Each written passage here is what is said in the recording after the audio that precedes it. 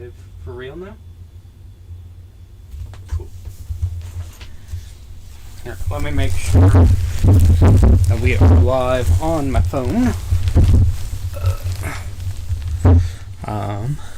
How's everyone doing today? Woo. Hopefully things are going pretty well for you. Okay, it doesn't look like we're actually... Oh, where are we live? Okay. 5, 4, 3, 2, 1. I wonder how much of a delay there will be once this goes live. Okay. Bonjour, everyone. How are we doing today?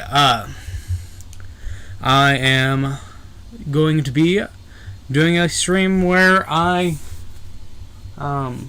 fold this laundry, eat this bowl of chicken Alfredo that my roommate Cricket made, and watch that video right there, as well as other videos that my audience has submitted to me.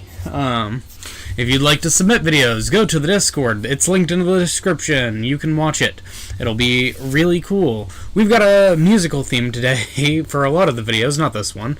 I'll give the intro to this one in a moment. But, for a lot of the videos today, it's Music Month here on the Couch with Maggie stream. Oh yes, this is also the On the Couch with Maggie stream now. We have rebranded. So that my dead name's not in the channel name anymore. Let's go! Good stuff. Yeah. Anyway, so, yes, we've got, a couple of streams left this month, but they're all gonna have a musical theme. So, if I stream next week, I'll probably... It'll be a short stream where I go live for a couple rounds of Qualitro. And then on the 29th, we are doing a subathon. My first subathon. It'll be a lot of fun. I'm excited to do a subathon. It's not something I've ever really done before, kinda. I don't know, I don't think the bathtub stream really counts, because people weren't giving me money, they were just following my Twitch channel. Anyways, so, yeah.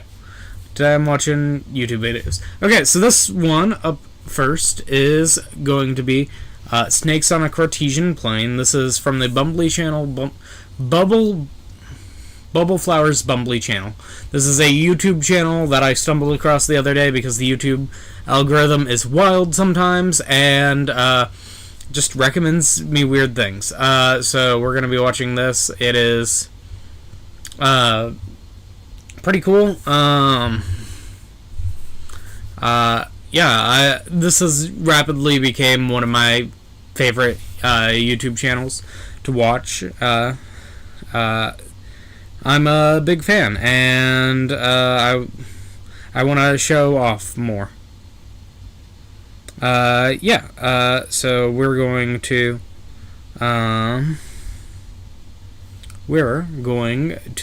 go ahead and watch this one.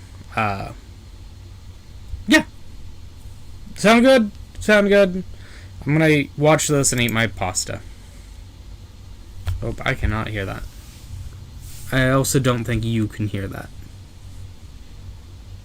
Alright, well, let's turn that up.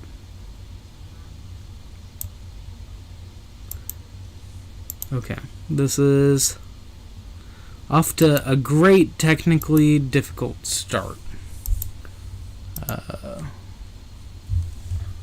Okay. Looks like in the small amount of playtesting I did, I found a new... Blowing your ears out. Okay, let's turn that down. Just classic, though. We'll just get things started. Just keep things nice and easy.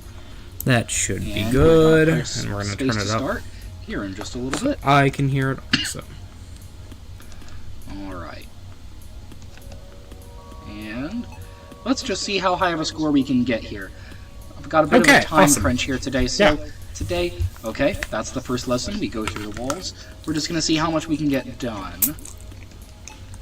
I know it sounds a little bit weird to say I'm on a time crunch today when the other day I brought in a recording that was a little short of an hour, but we'll manage what we can today. And... Alright, we're at 9. Let's just try to get to 20 for right now, and then we'll see what the other game modes have to offer. I'd like to try a little bit more. So, go like that. And this is delicious. Do this. Shout out to my roommate for making dinner. Let's see here. We're at 14, so we just got 6 more to go, and then we'll see what the other game modes have to offer. Right. I'm not used to being able to control the... Oh, well, we made it to 16, which did give us a new game mode. Let's try out Viper. Ooh. So I did play this game back in the day. It's a really cool game. Okay, let's try out the... This one is one where I think you can only go, like, in circles. And I think it's like a reference to, like, Zoolander. I'm trying to move. Okay. There we go. Now we're moving. Pretty fun.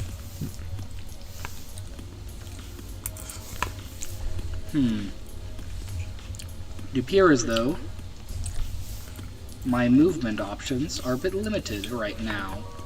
I can move down, left, up, and then right. I see. So, let's move down. Basically, you can... Ugh. It's like you can only turn right. Okay, now we're going to be able to get this first apple. That's an interesting way to make me move. So, see if we can get this one. Okay. And then down. Left. Up. Right. And then down. Yeah, this channel really reminds me of back when I used to do Flash game videos. Up. Right. Down. Left. Up. Right. Cutting it a bit close with a couple of these spawns. Down. Ooh. Down. Left. Let's go up. And then right. Right. Down. Left. Up. Oh. Okay, so close. Alright, that's 10. Let's see how Mambushi sounds. Come back a different... Bambushi. Never think things through and have a bad habit of having enemies. Okay, let's see here. Okay, as far as I can tell, my controls are the same. Oh, are the places that I have apples now obstacles that I must avoid? Okay. We'll see how far we can get here. I have a feeling I'll do a little bit better, just since my controls aren't nearly as limited. Let's sneak past for that. Sneak past for that. Okay. This middle section is becoming a little bit dangerous. Let's hope that more apples don't spawn down there. Okay. Okay. Our next one is down there. Luckily not in a spot that overlaps with any other spot. Let's see here. Okay. Gotta do a little bit of maneuvering to get this next one.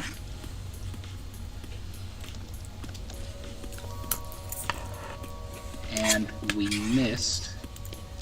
So, let's try one more time. Okay. Now we gotta go down like so. And then I think my next apple is over there.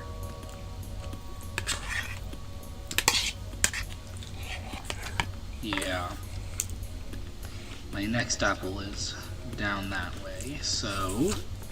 Have y'all ever watched a tool-assisted speedrun of Snake? Right, and they're wild.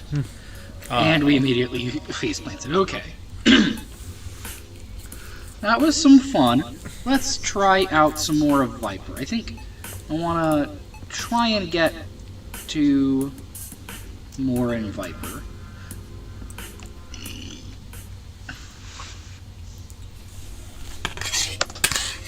Okay.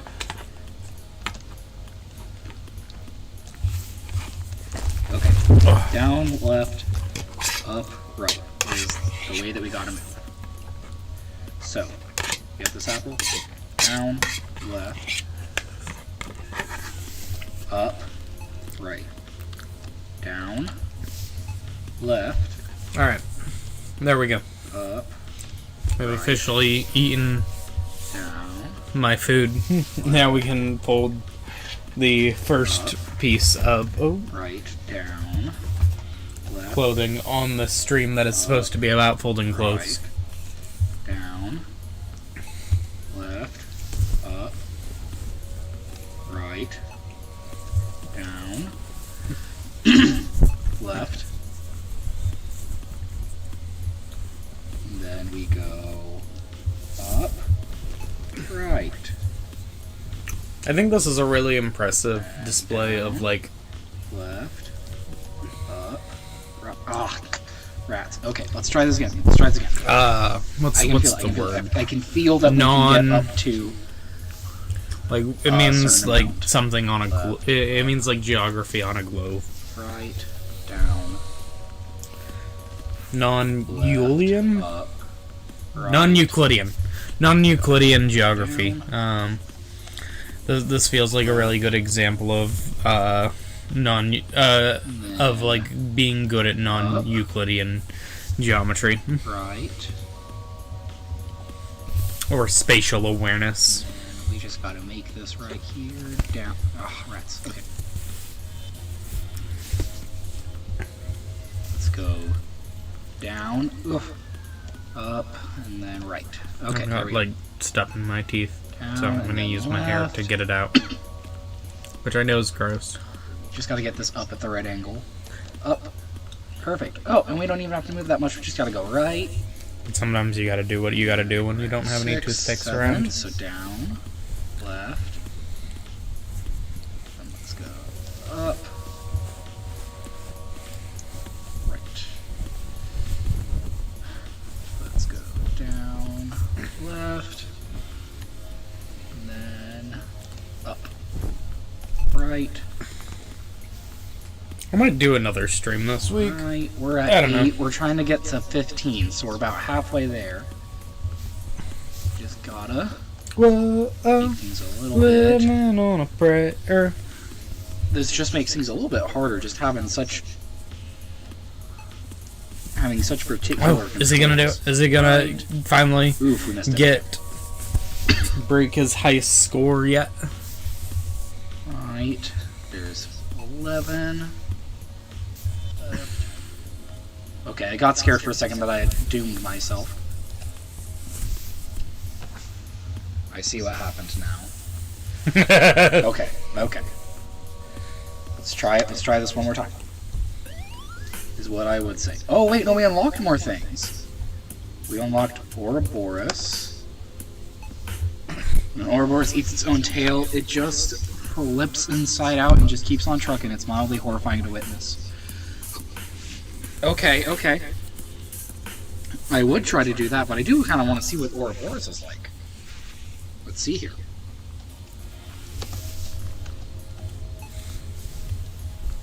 Ouroboros. Oh, I start from the tip of the tail. Okay, I see now. I see what this gimmick is. I think this one's so cool. I think this is such a cool idea for a snake. It really flips your brain but inside it does, out. We still keep on going the same direction that we were going, unless it's that. Okay.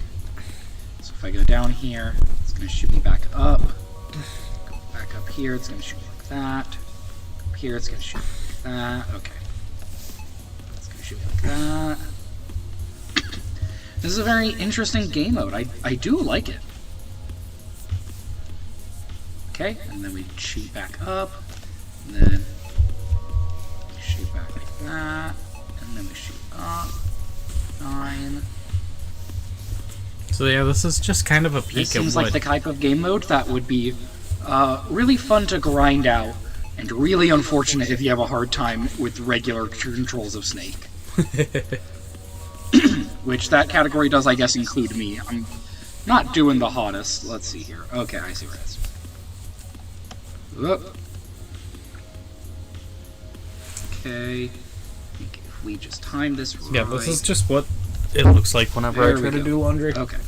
I get distracted for periods of time watching whatever I'm watching, and would probably do better just doing it in silence. We're having a higher score than we ever did on Viper. I think it's because I'm allowed 360-degree movement. But that might just be me. Alright, 18. You know. Okay, 18. 18. That's a good high score. That's a good high score. Let's see here. Let's see. Did we unlock anything new for getting 18? We unlocked the boa. Okay.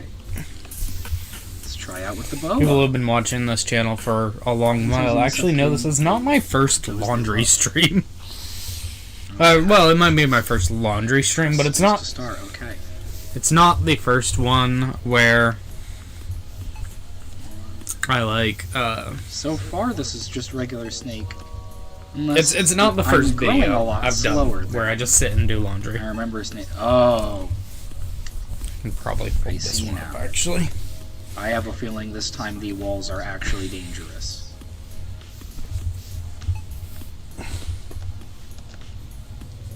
Six, 7, 8. Okay. Okay, this next one is going to shrink the walls even more. Yeah, okay, I see what's happening now. That's why it's called the boa.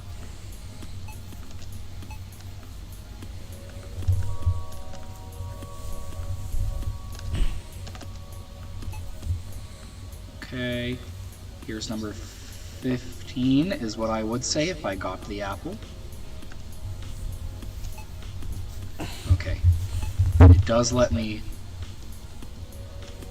So the thing about this one is you can touch the walls. Just having an unlucky spot. I don't know why Bubble is not doing that. Then 19, 20. Is it still popping me back at the other side? No. Or no, I was in the wall. Okay. Okay, that one was fun though. That one was a good time. Let's see here. Okay. Well, unfortunately, I think I've got time for one more round. So I think I'm going to do one more round with the Mamushi, and then after that, we'll call it for today. So, let's see if I can get over 15 on the Mamushi. Let's see if I can make it to where the only one that I'm just really bad at is Viper. Viper's hard. Because I do want to be better at Viper. I wanna be better. Right, there we go. I wanna be better. This time we're not immediately all in the center, which is nice. Okay.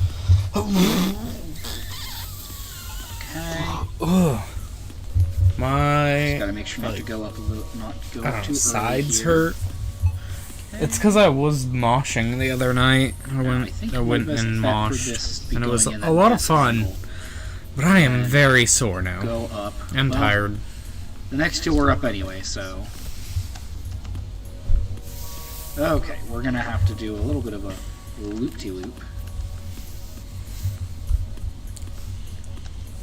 Okay, we're at 9, 10,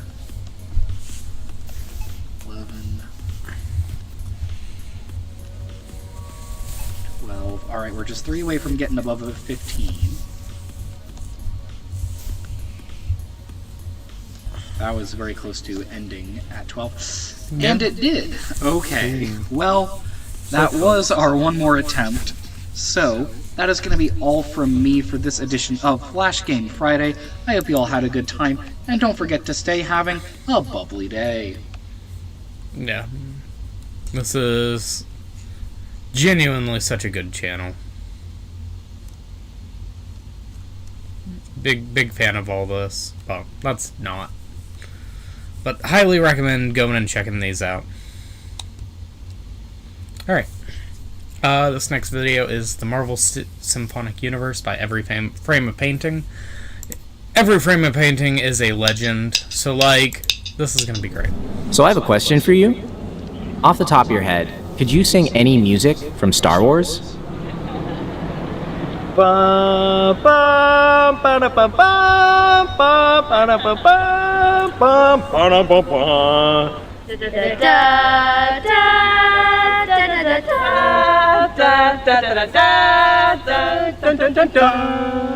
How about James Bond?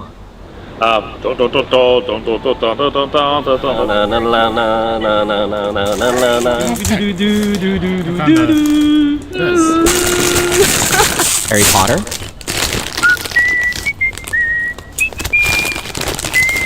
Dun dun dun dun dun.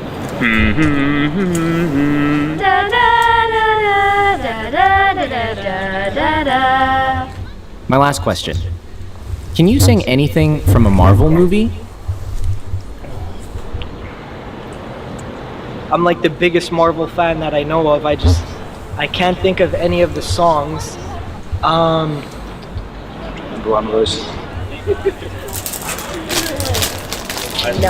What year was this? I should know this, but I don't. Shit. I didn't even know they had 9 years ago. theme It was songs. 2016. Why is this? Because the Marvel Cinematic Universe is now the highest grossing franchise in film history. More than Star Wars, more than James Bond, more than Harry Potter. So what is missing from their music?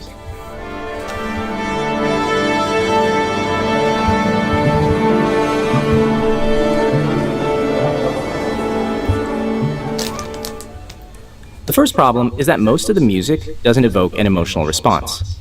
Take a look at this scene from the first Iron Man. Day 11, test 37, configuration 2.0. For lack of a better option, dummy is still on fire safety. If you douse me again and I'm not on fire, I'm donating you to City College. All right, nice and easy. It's kind of hard to hear it. So let's try that one more time, but this time with just the music isolated.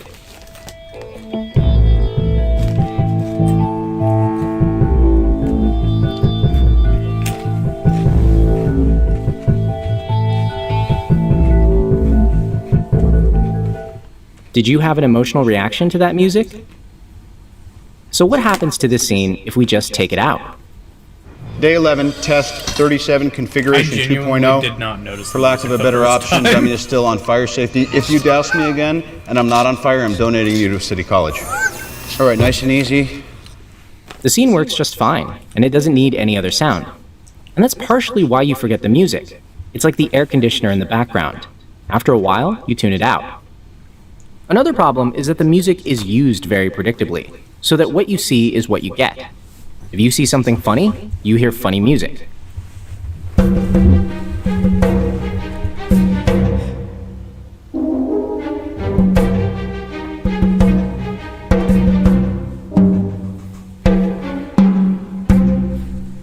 If you see something sad, you hear a high note on the strings.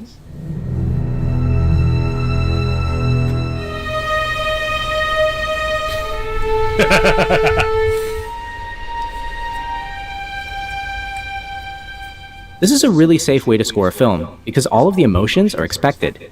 The music just tells you the same thing as the picture. If someone looks scared, then you hear.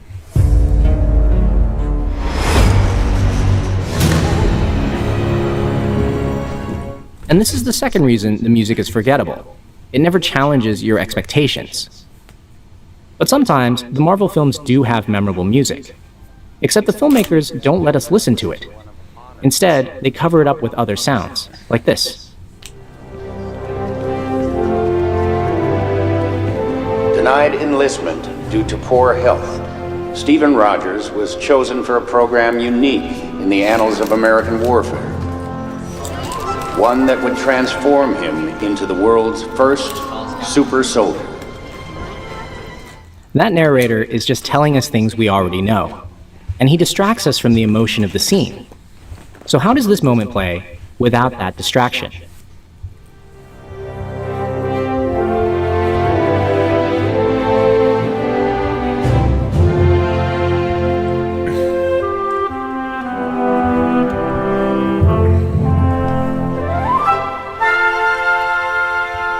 feels kind of like a Pixar movie without the dialogue, which I think is a testament to Pixar's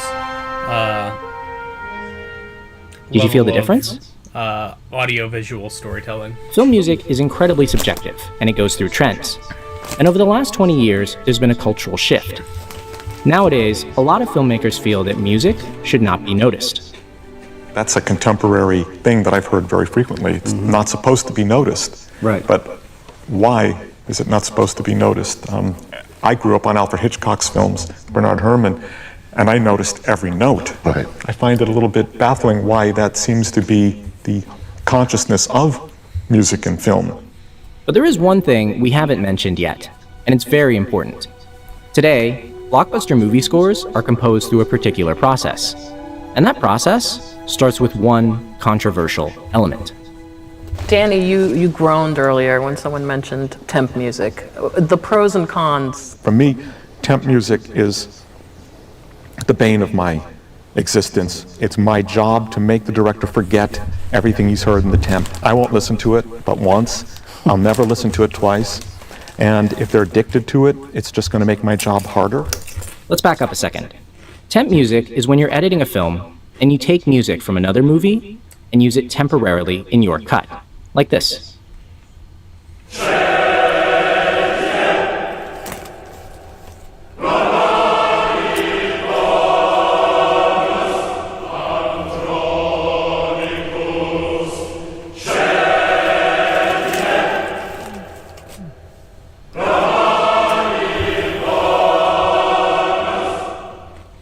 Temp music is always supposed to be replaced by a composer's original score. But sometimes, directors or producers will tell their composer to imitate the temp.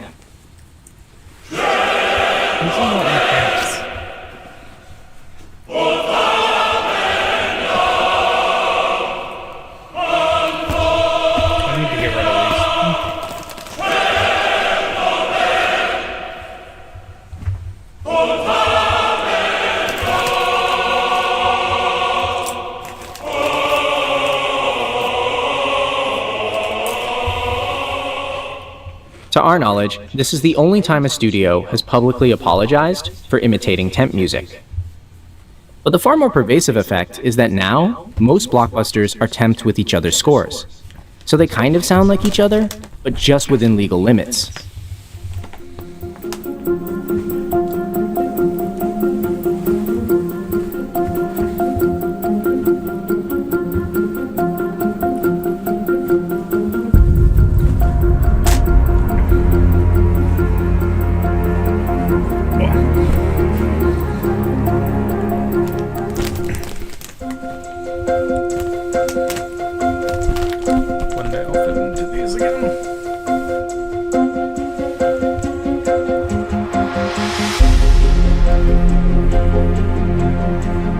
That was the same track.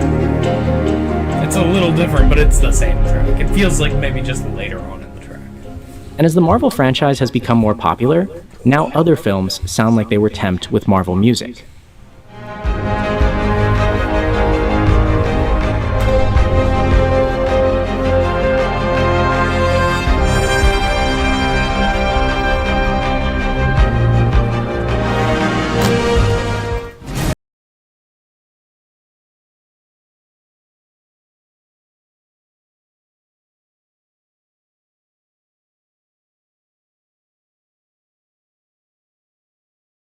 We want to emphasize, we're not blaming the composers. Things don't get this way unless it's systemic.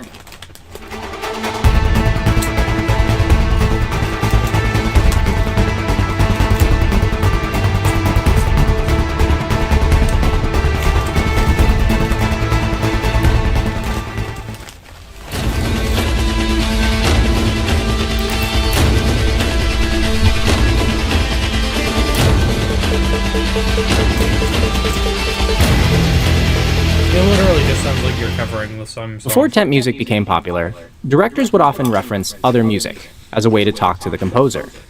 But what changed everything was modern nonlinear editing, which allowed a director to put their favorite music in the movie and have the editor cut to it. Oh, you're using mixed downs? Yes, so we'll just write. Now, a director points to the temp and says, "Make it like that." And it's not because the music is the right choice, but because they've listened to it. Again and again and again for hours and hours, and making a new DVD they watch at home when they go back, and then another version the next day with the same music. And at some point, the music sticks to the picture. Any good music they sticks. They could spend a year with it before you arrive. Of course, so it's connected. And when you take, by the way, when you take that music out, often the cut isn't right because they're cutting to something that it's very frustrating. Part of the frustration is that filmmakers just reuse things that worked in every other movie. So you end up with the lowest common denominator. Remember this? Let's try something different. So earlier in the film, Thor convinced his friends to do something illegal, and he was banished. Now, they're doing something illegal to find him. He's not asking for their help.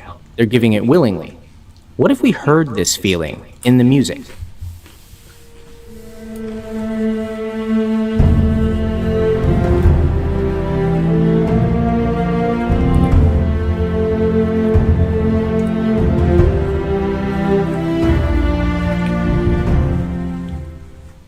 We're not saying this is the right choice here, but it's worth trying out because it makes the scene emotionally richer.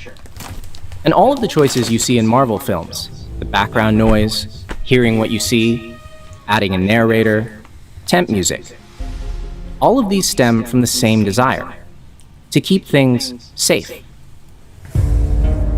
This is not bad music, it's just bland and inoffensive. Afterthought. And because Marvel sacrifices emotional richness for these safe choices, the end result is this.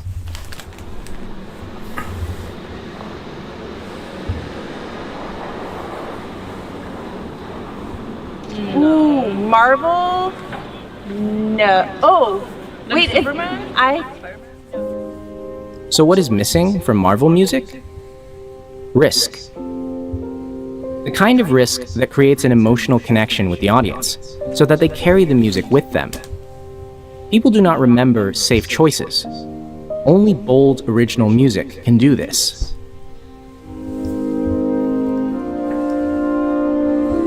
But that being said, we did find one Marvel theme that still got this reaction. Spider-Man, Spider-Man, friendly neighborhood Spider-Man, spins a web any size, catches thieves just like flies. Look out! Here comes Spider-Man. Is he strong? Listen, bud, he's got radioactive blood. Can he swing on a web? Check the luck overhead. Hey there goes the Spider-Man.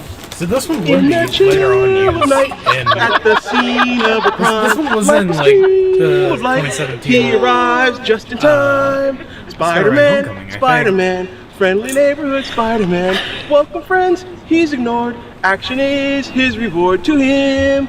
Life is a great big hang up. Wherever there's a bang up, you'll find the Spider-Man. That was incredible. Thank you so much. You're very welcome. Alright, good video. I have probably seen that one before, but it has been literal years since the last time I watched it. Marvel movies kind of feel like that on all respects. It's not just the music. And it does feel like they have tried to do better. Some characters have themes now, but I still don't remember any. So, you know, I remember the Thunderstruck scene from Thor Ragnarok. You know, I remember the needle drops, but I'm trying to remember how the Avengers theme goes, and I just can't. Alright, this is The Etymology of RAR XD by Strange Aeons. RAR XD nuzzles you, ooh woo. This one Mr. just came out. Obama, why do we say the things that we say? Why do those of us who were raised by the internet speak in silly riddles? Last year I made a video investigating the origins of ooh woo, specifically how it went from being an emoticon created out of the generalized emoticon language of the 90s to being used like a word. Recently someone suggested that I should do RARXD, and I thought that sounded like a fun challenge. Today, RARXD is a phrase we use often to invoke nostalgia for the scene subculture, you know, emo's colorful cousin with worse music taste. Oh, to be a scene kid in 2006 commenting RARXD on hot girls' MySpace pictures. RARXD is thought of as sort of cute, flirty, representing unashamedly cringe affection between scene kids, and the sentiment that cringe is dead in general. But why? Let's break it down. There are two elements here, okay? RAR and XD. XD is an emoticon face, like ooh woo. I should stand on this side so you can see it better. The D is like a widely smiling, laughing mouth. The X, I think, would be literally translated as dead, but in this case it's like dying laughing. So XD is like, oh my god, that's so funny, I'm dying laughing. Oh my god, scene bangs. Milkstream title Scene bangs. Which is an edit that I'm working on. I'm working on the Milkstream edit. Please watch whenever it comes out. The 2000s and 2010s, basically until emojis usurped the humble emoticon. It was super normal. It wasn't associated with any particular niche or subculture. It was just a common way that people would say crying laughing or dying laughing or whatever. Source, I was there. I remember 2010. Easy. We understand. Well, yeah. Emojis really did kill the emoticon in, like, 2013, 2014, and, like, I don't have a keyboard that I can reach my computer with right now without getting down there. But didn't Disney XD start in, like, 2013? So they started Disney XD right as they killed the idea that the title was based on. And that's wild. I think that Disney XD, the TV channel, also helped kill specifically the XD emoticon. I think after that, it had been acknowledged by a brand. That's cringe. And I know it was less cringe back then, but that's cringe. And at the end of the day, I think a lot of people really recognized that, and I don't know, people stopped doing it. Stand XD. RAR. We've got a sponsorship. It comes from roar, except spelling it with a W makes it cuter sounding. It's kind of cute in the same way that ooh woo is cute. But that does not mean that it's related to ooh woo. It is not, okay? Typing quirks and purposeful misspellings were really popular as a way of conveying tone and personality in a text-based medium. It probably started because texting was like kind of a nightmare in the 90s and 2000s. And to illustrate this, I have a physical artifact to show the class, okay? This is my first phone. Are you ready? Are you ready? Yes. The keyboard looks like this. This is a special texting keyboard. This was definitely designed with like hip teens and tweens who like to text in mind. But it was still not a great experience. I used this thing until like 2014, honestly, and by then some of my friends had iPhones, and like there was no comparison. Okay, this was about the best it got, and it wasn't great. Of course, you're going to invent short forms and spell things as minimally and as possible when you have to type on this and that. Disrespects the English language that was necessary in texting eventually made its way into just online communication in general. So even when using a computer with a normal keyboard, a lot of young people just wrote weirdly to distinguish themselves. I think My Immortal is an excellent specimen for studying that. Yes, it is known for its insane amount of spelling mistakes, and many do seem the result of someone who is just typing too fast. But I would argue a decent amount of the creative spellings in My Immortal are done on purpose. Proper English doesn't really suit the way that she wants to express herself, so she very freely messes with spelling and grammar to make her online writing sound more like her authentic voice and to fit her goth aesthetic. So RAR is a cute roar. But how did it become so popular? And among emo and scene kids specifically? I feel like we see RAR the most often when it comes to the phrase RAR means I love you in Dinosaur. Everywhere from Hot Topic shirts to boomer memes. It makes sense then to assume that the popularity of RAR comes from that phrase and that it was adopted as a coded way of saying I love you. But that is not correct, okay? To assume such a thing, it may seem logical. It's a good theory, but it is wrong. The use of RAR predates the phrase RAR means I love you in Dinosaur by around 5 years. How do I know this, you might ask? Where does one go to hear the authentic voices of cringe middle schoolers from the 2000s, echoing through the ages, to wake their skinny jean wearing ghosts and shake them down for answers, it's fanfiction author's notes. Okay? And what I discovered is that we were roaring in 2003, which is way earlier than I expected. The Know Your Meme page for RARXD points to this 2004 DeviantArt post as the earliest known use of it, but as usual, Know Your Meme is wrong. I'm just kidding. Know Your Meme is a great resource a lot of the time, but for some of these more obscure ones, it's not. That is not the oldest searchable RARXD on DeviantArt. This is the oldest searchable RARXD on DeviantArt, and it is from 2003, like the earliest example from fanfiction.net. Both of those sites show the emergence and immediate spike in usage of RAR in 2003. We were roaring in 2003, yes, but it did not mean I love you in dinosaur. The first evidence of RAR means I love you in dinosaur entering people's vocabulary isn't until 2008. Sasuke-kun, do you know what RAR means in dino language? So why then were we roaring? I have come across a 2008 blog post claiming to teach you how to talk and act like a scene kid. Some people type like this, but that gets really annoying and is best used sparingly. To say that something is very cool or the best, phrases such as that is the sex or that is the shit or so Vogue. P.S. Vogue is a fashion magazine and saying that means something is fashionable or modern. The only text talk to regular talk a scene kid is allowed to use is OMG. Do not say LOL in real life or you'll be a poser. That is not good. Scenes are known for being very random, but be sparing. No one likes the person who shouts, I like cupcakes every 2 minutes. RAR and GR are additions, mostly used to express frustration. You are not seen if you dress and talk like one. You must be into the music too. No Jonas Brothers and skinny jeans / bright eyeliner. They don't work well together. Become invested in the local / indie scene, metal, screamo, electronica, or techno / trance. Scene gets its name from music scene. Angry commenters quickly inform the writer of this post that you can't just force yourself to dress or talk or act a certain way to fit a label. That's literally being a poser. In fact, anyone who actually calls themselves scene or emo is a tryhard poser. And if you're really just different, then you can't be categorized, okay? Which I think is a good reminder of the silliness of trying to define these things. You know, that we are imposing labels and definitions on a group of people who really didn't use them, and in fact hated them. And that very few people ever fit cleanly into categories like scene, emo, hardcore, and very few people who use the word RAR ever gave it a definition. They might not even use it the same way as the next person might use it. So is it futile? Is our mission to understand RAR futile? No.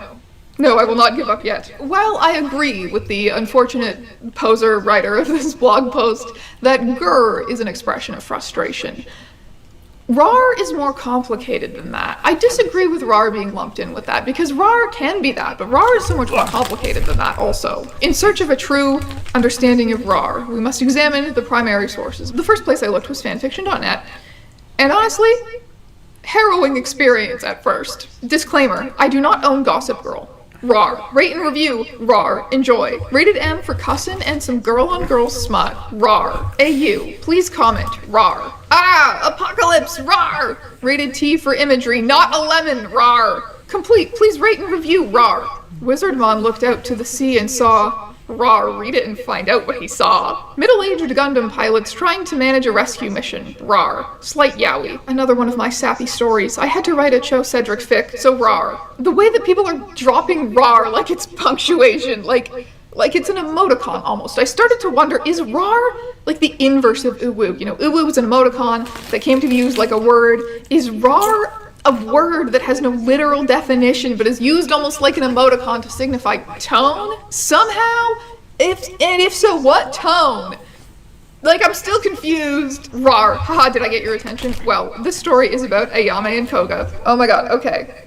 Okay, so, the 2000s and early 2010s were the era of random humor.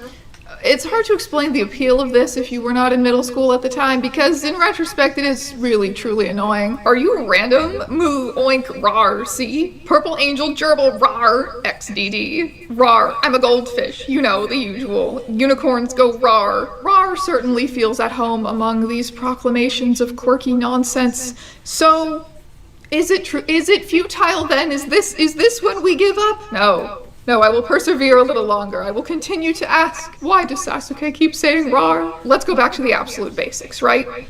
On the most literal level, roar is a cute roar, or like a growl, you know, the noise of some scary animal with fangs that is also cute. So on DeviantArt, you see a lot of people using it in the captions of their drawings of animals or fantasy creatures or anthropomorphic characters. You see it used a lot when people are designing their edgy original characters who they've given fangs and claws and wings and etc. And yes, she has fangs like Namek and nice pointy nails, rar. She is also called Ninjasaurus, rar, XD. Sometimes though, you will literally just see a picture of a normal cat captioned rar, because it's a cute animal. Okay, so these are uses of rar that are starting to make sense. And what else might you do if you are perhaps some kind of a creature with fangs and claws? Fight, defend yourself. There are certainly uses of RAR that reflect that. As someone in a game who never trash talks, I do find it irritating when people are all RAR at each other instead of playing the game. RAR, XD, a sketch I did of Domon Kashu from G Gundam. Kushina being a RAR feminist ninja. What fighting style are you? A McGonagall Umbridge showdown, RAR. When Cortex was finally able to stand on his foot again, he stormed over to his minions. What are you boneheads saying about me? He roared. RAR! Sometimes fanfiction authors will RAR at their potential audiences as a sort of gentle threat away from content they might not like. Yowie! RAR! Be warned! Rate and review. Enjoy! No flames! RAR! You have been warned! RAR! Read or die! RAR! RAR! Don't post or steal, please. And yeah, I know I probably spelled Miriam wrong. Good. RAR. RAR winds up being used to express all kinds of frustrations. I'm trying to get all of my commission line arts finished today since school starts tomorrow. RAR, XD. I look so handsome here, OMG. I want to be a guy now. RAR. Update. I made a mistake. I deleted this one on accident, so I had to fix it. RAR. Damn it, Evan. You had to stick out your tongue. RAR almost always expresses semi-joking anger due to its cuteness. You could be saying, you stupid illiterate haters, fuck off if you don't like my yaoi, but you're not. You're saying RAR. The aggression is fake. I think pairing it with XD adds even another layer of irony or self-awareness. It's like, ooh, I'm gonna get you, LOL. You're laughing at yourself when you say that. From here, RAR becomes an expression of being jokingly edgy, scary, villainous, but also cute. Darkness will conquer all. RAR! These edgy, scary creature implications, I think, is what makes it so popular with the, I don't know, emo scene, goth type crowd. In fact, there is a delightful amount of RARing vampires on DeviantArt. Another thing I did not expect, there's so many funny vampire selfies and vampire art. Attacks you and bites you, RAR, Honestly, XD. so real. Take this quiz or I will bite you, RAR. Maybe I was a monster. Maybe the rumors were true. So, RAR and stuff. You see a lot of poses like this, like a claw or a paw of sorts. Sometimes it's more claw, sometimes it's more paw. And people doing like growling faces in selfies. And of course, wherever you have monsters, you inevitably have monster fuckers. There are plenty of examples of RAR being used to express attraction. Sexy emo boys, RAR. I think he's hot. RAR, XD. How are you with boys? RAR. But seriously, how are you with boys? He's so sexa, sitting there on my wallpaper. RAR. Ben decides to have fun with one tall, dark, and handsome ex-con. RAR. LOL, it's my first lemon. So when you comment RAR on someone's MySpace picture, are you trying to seduce them? Or fight them? Or Warrior Cats roleplay with them? All of the above. It's gonna depend on the context. To make things even more vague and unhelpful to any time travelers looking to go back to 2007, there are plenty of examples of RAR being used as an expression of just kind of excitement or a burst of energy, you know? Something like, yay, awesome, excited to be here. RAR, another one. RAR, yay, my second quiz, I love it. My first thing on Quizazz. The title explains it perfectly. Please take RAR. Made up my own Sailor Scout. RAR, XD. Sometimes RAR is almost like an excited greeting, like, hello! Exclamation point. I'm here and I'm cute, edgy. I'll update this page later. Sweat. RAR. Hello. RAR. XD. I'm traditional, no computer tablets or coloring programs, etc., talking about their art. This brings us finally to RAR means I love you in dinosaur. If you Google that phrase today, one of the first pictures you will find is this one, or some variation of it. There's tons of variations of it. The original is this pencil drawing posted to DeviantArt on December 6th, 2007. However, just because this cute dinosaur drawing seems to have gotten really popular doesn't mean that it invented the phrase RAR means I love you in dinosaur. It didn't. There is an earlier use of the phrase from March 2008 on DeviantArt, and one from October of 2008 on fanfiction.net. So, although I am confident in dating this phrase to 2008, I don't know who originally came up with it, who originally posted it online, just that popularizing it seems to have been the collective effort of artists on DeviantArt, probably other websites too at the time, who made a ton of drawings and edits inspired by it in all of their different styles. There's so many different ones out there. Finally, we have arrived at the most well-known meaning of RAR, but let us not forget all of its history leading up to that point. In the words of one DeviantArt poet, RAR means I love you in dinosaur. RAR gives a sense of false anger. RAR is such a cute word. RAR. I broke a nail. Ooh. RAR. I love you. Just RAR. Smiling cat face. Beautiful. Going to shed a tear. Our final remaining question is, how did RAR XD become a unit? Not only RAR or XD, but RAR XD. A phrase deeply rooted in scene aesthetics. What is scene? Anyway, besides emo's colorful cousin with worse music taste. To understand it, we have to understand a little bit about MySpace, the social media site which came out in 2003 and reigned supreme until it was dethroned by Facebook in 2009. 90s, 2000s, pre-MySpace, alt music subculture already included a diverse hodgepodge of different music genres and different fashions that emulated those music genres. Emo was kind of the newest offshoot at that point. A lot of young people in those subcultures were quick to adopt MySpace. And the story goes that there were these teenage girls, mostly teenage girls. Jeffree Star was also there, and they became early influencers. They were good at looking cool on the internet, and they amassed a ton of followers. And because of the influence these kids had on fashion, taste, etc., people started to call them scene queens, as in like queens of this subcultural scene. What we would probably now call emo, but they didn't really call it then. Back then, sometimes they would call it hardcore or just the scene. And then that got distorted into the niche that scene queens represented, specifically being called scene, which is super confusing. Good job on that, everyone. In a 2020 interview, former scene queen Hannah Beth Merjos reflects that she and her friends were just 3 teenage girls who met on MySpace. They would have quirky photo shoots dressed up in tutus and crowns and clashing brightly colored things. We all connected because we lived close and we were in these very emo, hardcore music scenes.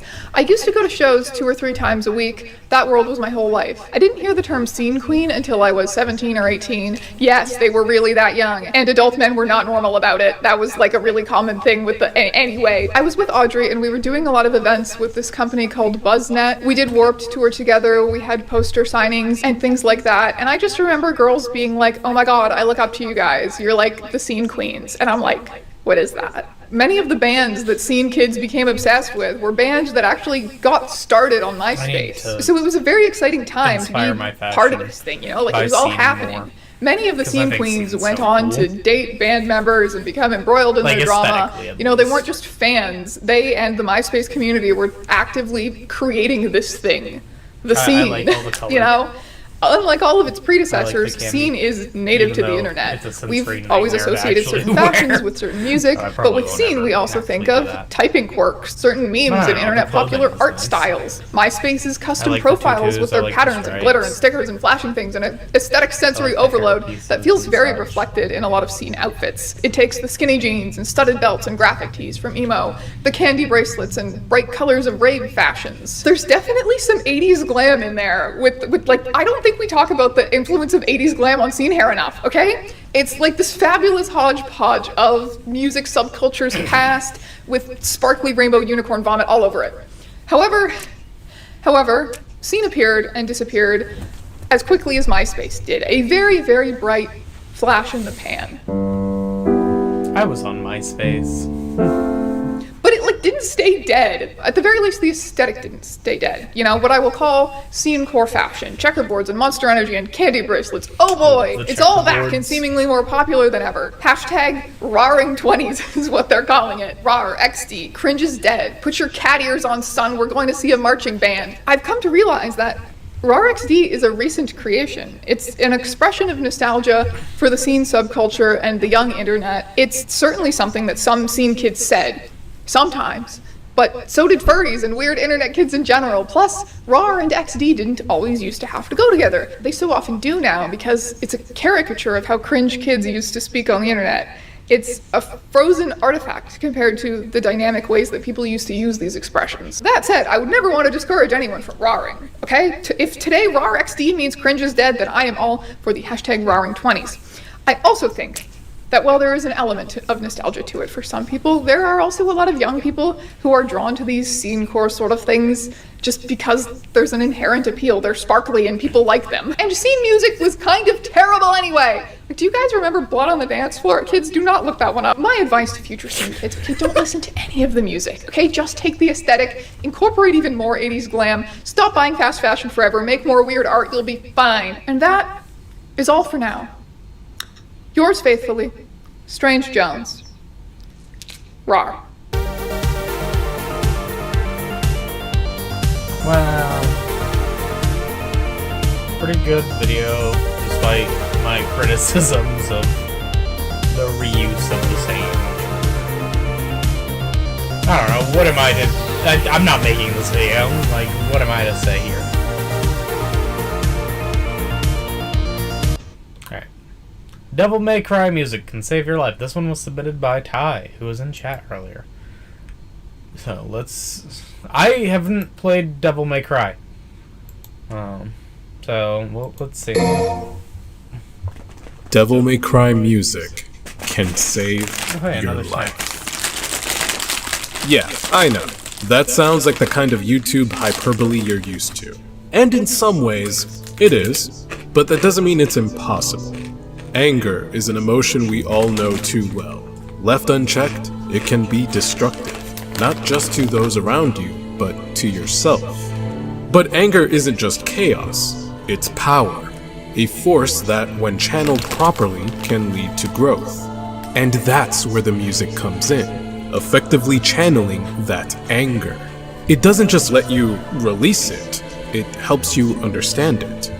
By being able to master emotion, not by suppressing it, but by honestly understanding it, is a key part of emotional regulation. And that can make all the difference. Music alone won't save you, but the way it makes you reflect on your emotions just might. Hear me out. We often hear about music as a way to relax and relieve stress, but when it comes to extreme genres like heavy metal and rock, there's a long-standing misconception that they do the opposite. When you think of stress relief, you're probably more likely to picture a lo-fi girl than Dante shredding on Nevin. These genres have been labeled as dangerous, reinforcing the outdated belief that aggressive music fuels aggressive behavior. Studies show that rather than intensifying negative emotions, extreme genres can actually help process them in a healthy way, if the listener enjoys the genre. That's a big if, because the same study notes that people who don't like this music tend to feel more uneasy when listening to it. So individual differences definitely matter here. But if you do find yourself drawn to extreme music, it doesn't mean you're inherently aggressive. In fact, it might actually mean you're better off. The physiological effects of anger are well documented. Your muscles tense up, your heart rate rises, and your body gets a surge of adrenaline, priming you for action. But here's where music comes in. Heavy, chaotic, and emotionally charged tracks like Subhuman or Bury the Light can actually sync up with this arousal state. Instead of suppressing emotions or letting them spiral out of control, this kind of music provides a controlled emotional release. This is extreme music's version of musical entrainment, where your internal rhythm aligns with external beats. When you nod your head, tap your foot, or go all out in a headbanging session, you're physically channeling the energy that anger brings. This helps regulate emotions rather than letting them fester. That's why so many people feel a cathartic release after blasting their favorite heavy tracks. This is especially relevant for people who have dealt with some form of trauma. Of course, trauma isn't a prerequisite to enjoy this music. It just highlights one of its unique aspects. But music isn't just about sound, it's about meaning. The underlying themes in extreme music, combined with its intensity, can resonate deeply with people facing harsh realities. That's why this genre isn't just an outlet. It's a form of emotional validation. And this is where Devil May Cry's themes truly shine. Each character's theme song embodies their struggles, emotions, and personal battles. Dante's defiant swagger in Subhuman, Virgil's obsession with power in Bury the Light, Nero's frustration and resolve in Devil Trigger. These songs don't just pump you up, they make you feel seen. Devil May Cry music can save your life. Not like in some dramatic fashion, but in a real, preventative psychological sense. If you're drawn to extreme music, it can be the barrier that keeps negativity from eroding your mind and body. When emotions like anger, frustration, and grief threaten to consume you, this music gives them form, allowing you to feel them without letting them take control. It's not about suppressing emotion, it's about mastering it. Full transparency, all the science we just discussed comes from a secondary source. That means it's an article put together by someone else who reviewed primary sources, actual psychological studies. The article cites all the primary sources, so I figured it's a good compromise because I'm not paying for 20 different subscriptions to access them directly. Take that for what you will. When life hits you with extreme emotions, extreme music can be a surprisingly effective way to process them. While it's no replacement for professional therapy, its role in emotional regulation is worth noting. And considering everything the Sparta family has been through, it's safe to say they'd find some solace in their own themes. There have been plenty of songs associated with these characters throughout the series' history, but I'd like to focus on the recent additions to our Devil Hunting playlist. Why are they shooting? Subhuman, an intense battle anthem that evokes intimidation with its aggressive tone.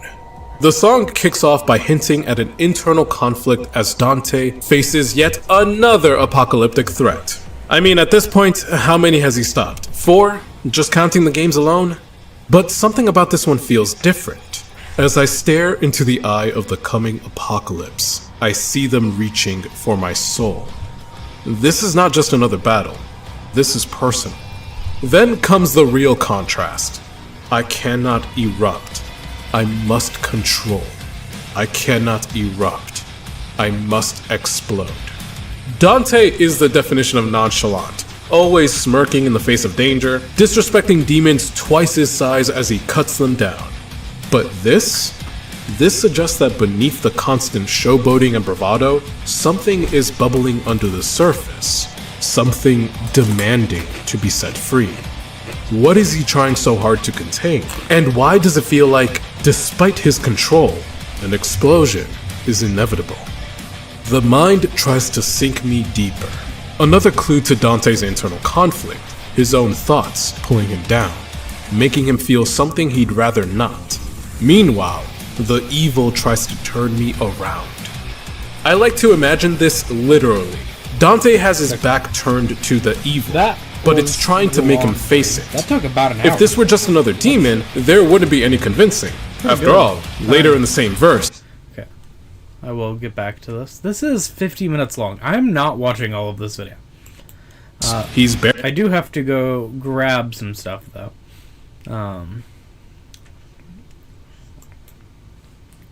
So we are going to put on this wall. Let's go ahead and make this full screen. Okay. I can. This is the last one I'm doing of the night, and I'm going to bed. I'm gonna go. Oh, let's go! I'll be right back. This is a good one. Turn it up. Can we turn it up? Yeah. Woo! I hold on so nervously to me and my drink.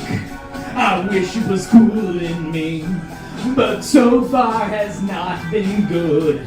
It's been shitty, and I feel awkward as I should. This was got to be the most pretentious thing since I thought you and me. Well, I am imagining a dark lit place, or your place, or my place. Well, I'm not paralyzed, but I seem to be struck by you. I can make you move because you're standing still. If your body watches what your eyes can do, they'll probably move right through me on your way to you. Hold up for one more drink before I think I'm looking too desperately, but so far has not been fun. I should just stay home if one thing really means one. This club will hopefully be closed in 3 weeks. That would be cool with me. Well, I'm still imagining a dark lit place, or your place, or my place. Well, I'm not paralyzed, but I seem to be struck by you. You wanna make you move because you're standing still. If your body matches what those eyes can do, you'll probably move right through me on my way to you.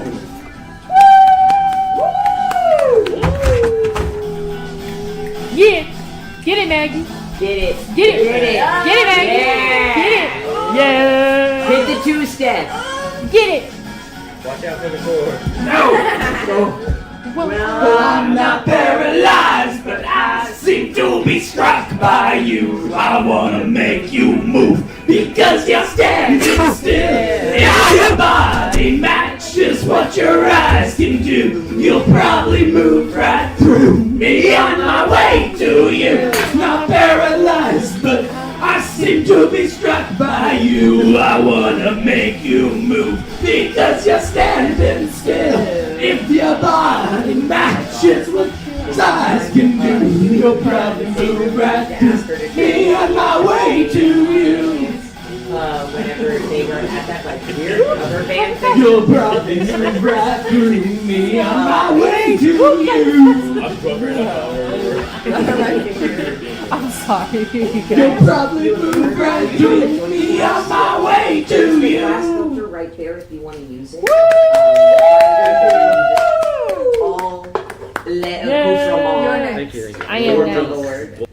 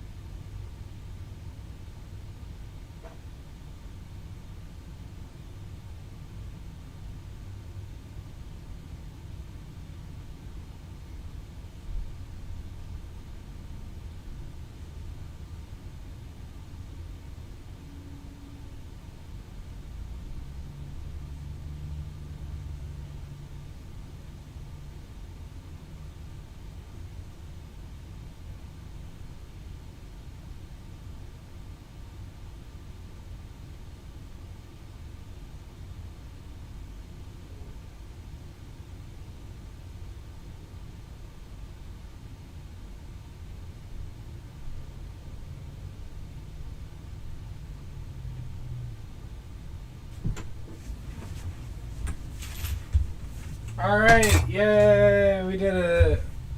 Hopefully that hasn't been off for too long.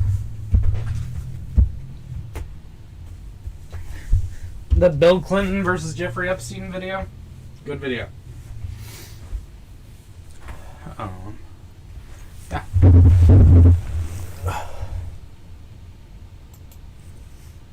Alright.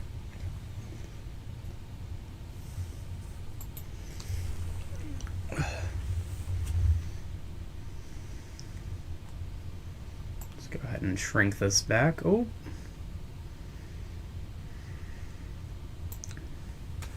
Let's put that there. Okay. We are going to watch Bad Songs by Great Artist by Bluester.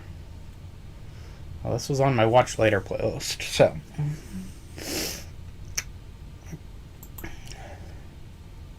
Music.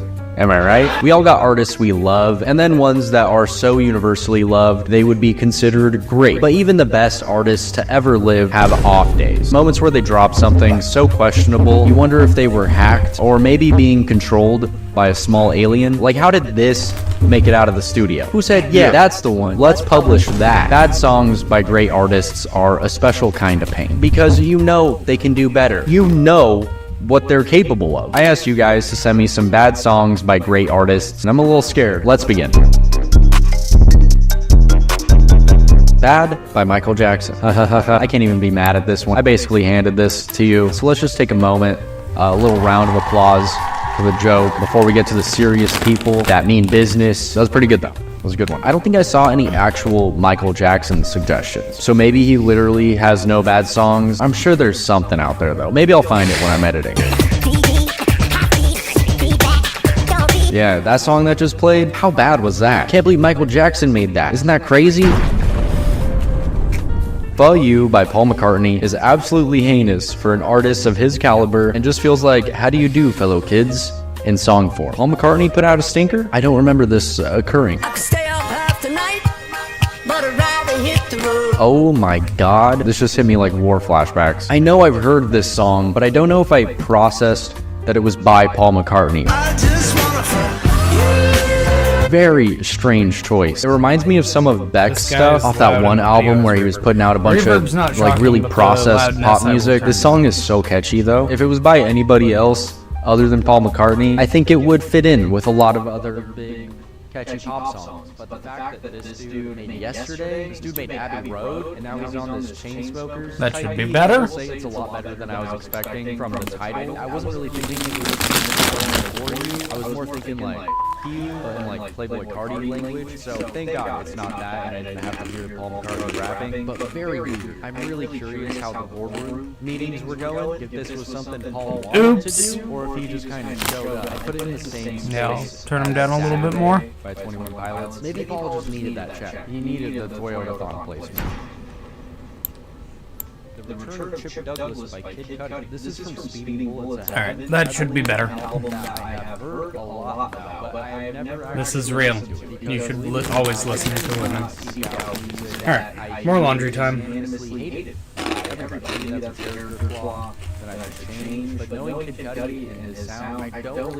went and saw this band this weekend.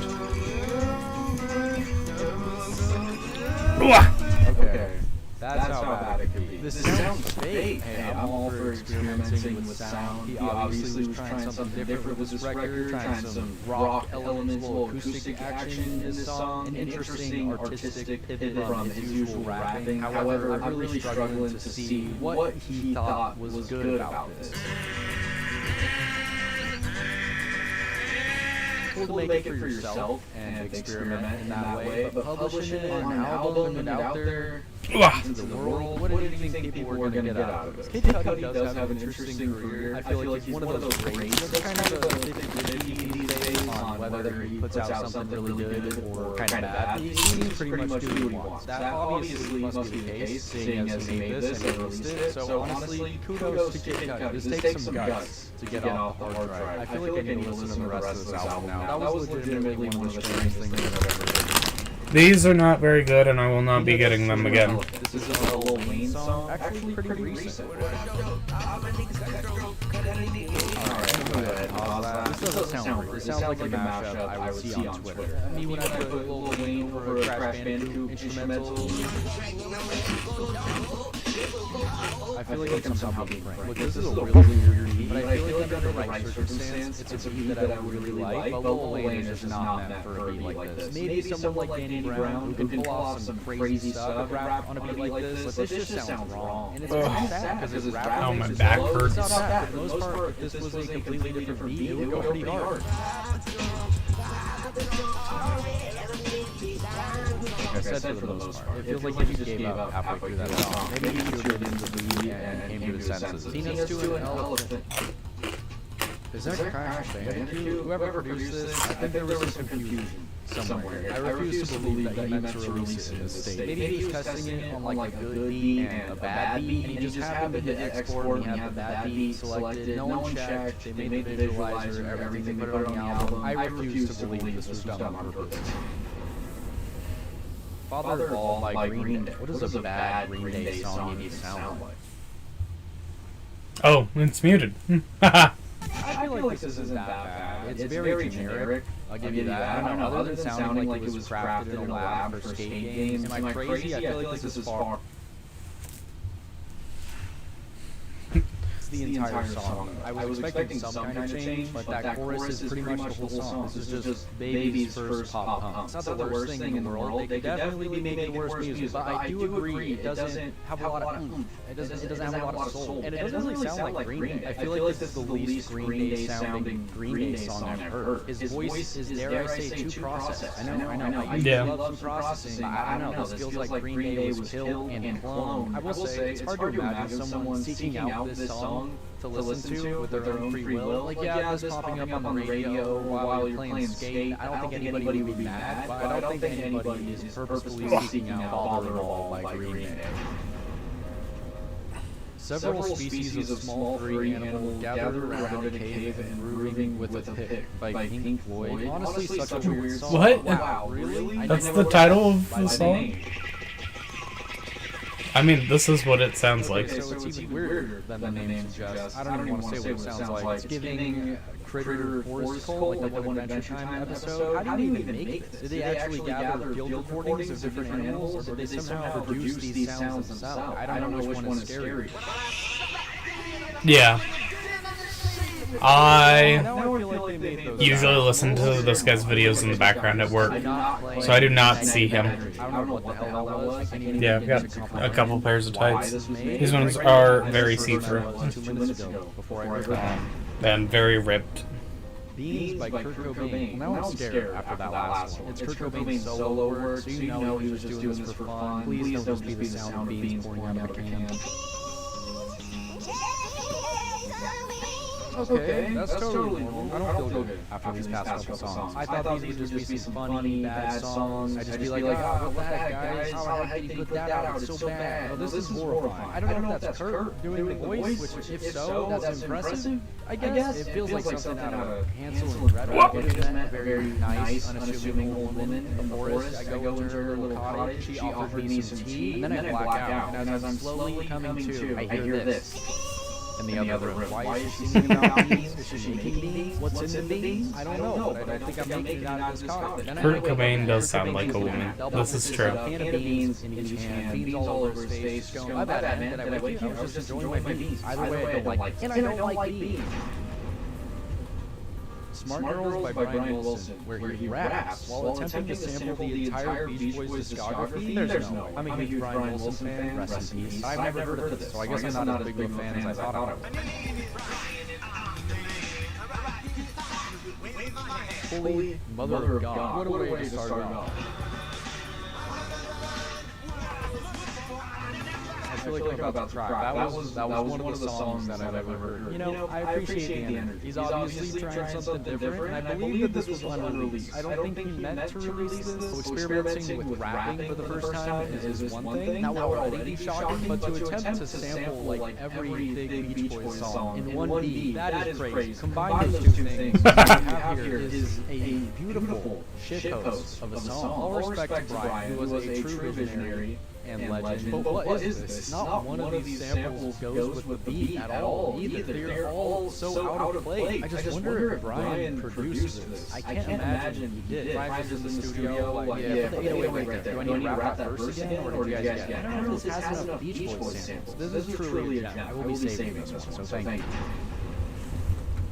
Bitch, I'm in the Club by Kendrick Lamar. This one I have heard a bit of, because I believe that Kendrick himself has said that it's his worst song. This is my single. You know, for being someone's first song, the beat itself is pretty good. But that chorus, though, that chorus is runs. It's so close to sounding like something that could be on Good Kid, Mad City. And then Kendrick starts to rap. God, it's so funny after knowing Kendrick for so long to be like this intellectual, very forward-thinking rapper to be singing, I'm trying to get these hoes single. You know what? The flow is there. I can see the building blocks for a good artist, but he's just not there yet. This could have been a good song, but I think he's a little too focused on the fact that this is single.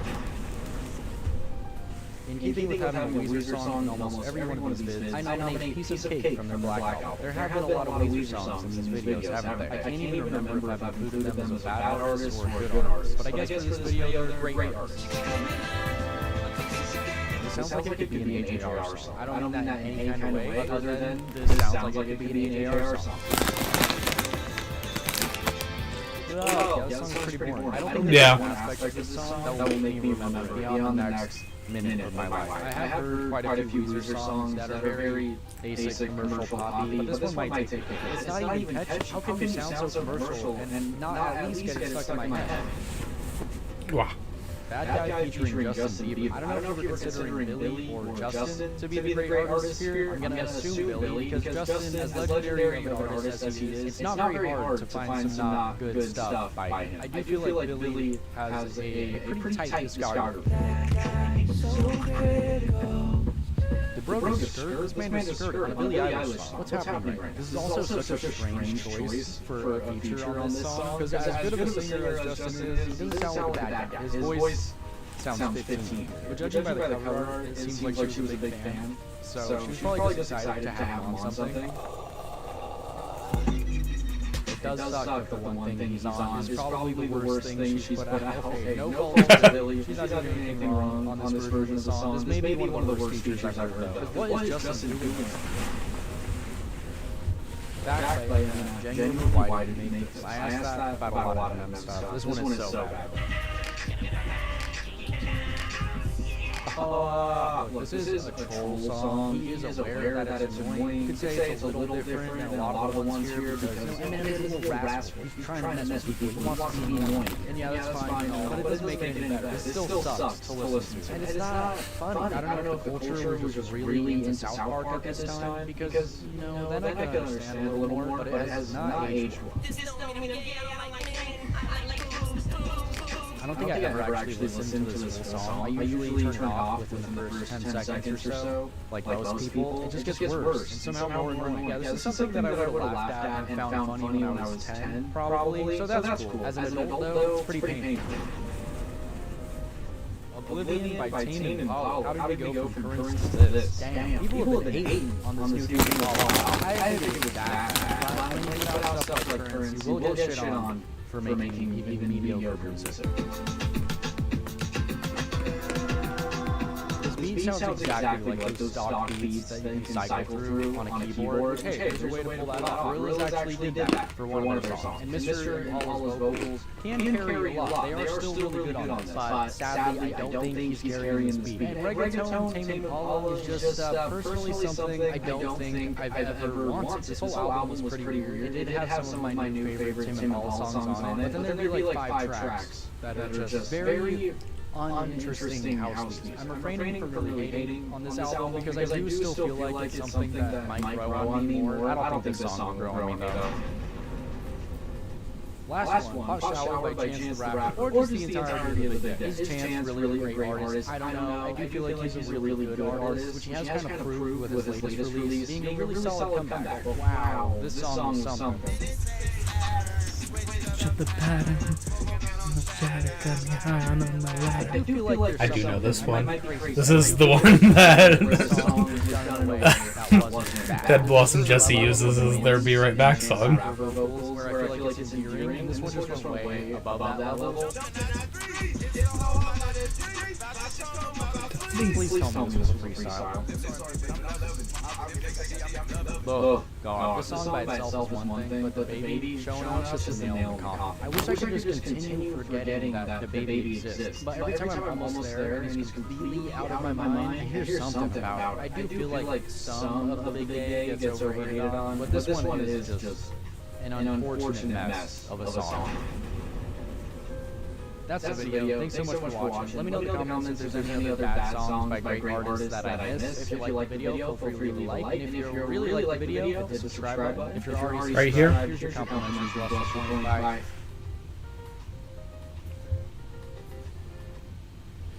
I was about to do a bit. Oh no! Well, I do love this channel also. This is Shitty Kickflips. But this isn't on the docket for us to watch right now. I was gonna do a bit where I found a sequin on one of my clothes that I was gonna do a bit where I was like, I accidentally washed a skirt like a year ago that had sequins on it, and it got all over my clothes. And I have been picking off sequins off of clothes ever since. And it's very frustrating. But I lost the sequin immediately because they get everywhere. It's so annoying. I've got a whole laundry basket full of clothes that still have sequins on them that I've just been pulling sequins off of slowly. So that might be what I do next. After I'm done folding all of this stuff.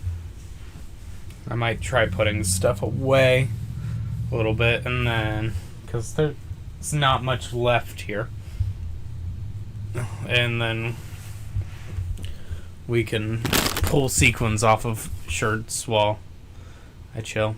Okay.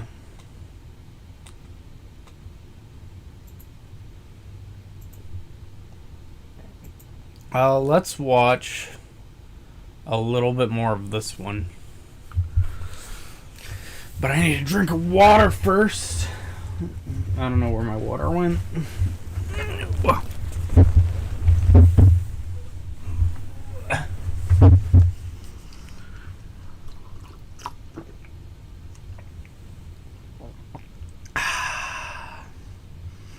Water good.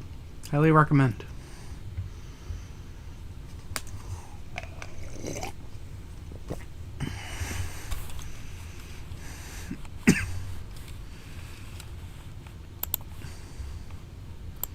Burying them 6 feet underground.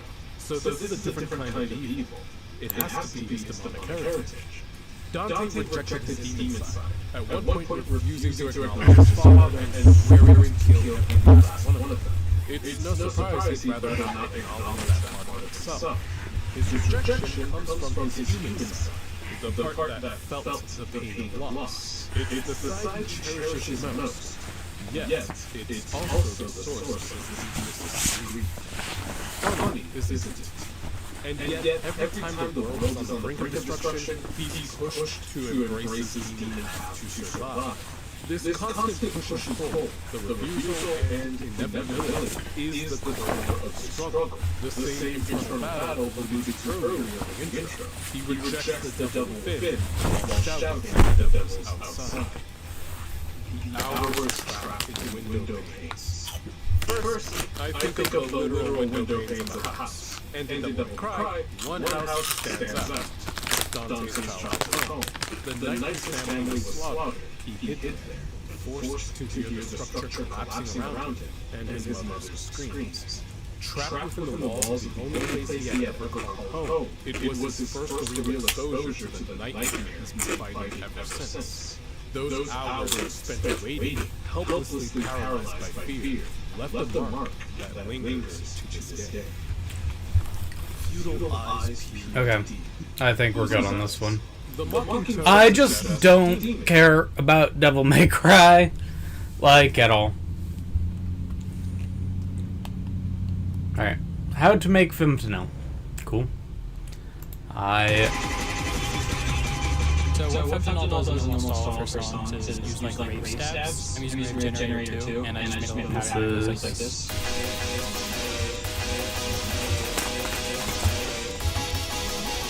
So that's pretty silly. Fentanyl doesn't really have a single drum pattern that she goes to. So for this song I just did like a 4-on-4 type thing. For the bass, I have this serum patch. It's literally just a triangle wave, and I'm putting it through distortion, sidechain, EQ, more distortion, more sidechain, more distortion. Basically, just put a lot of distortion in your bass, and you should be good. In almost every fentanyl song puts like vocals. Originally, the vocals sound like this. So I stretched them out to the BPM, and then I pushed them down one. I EQ'd them first and foremost. And then I've got down sample and chorus on it.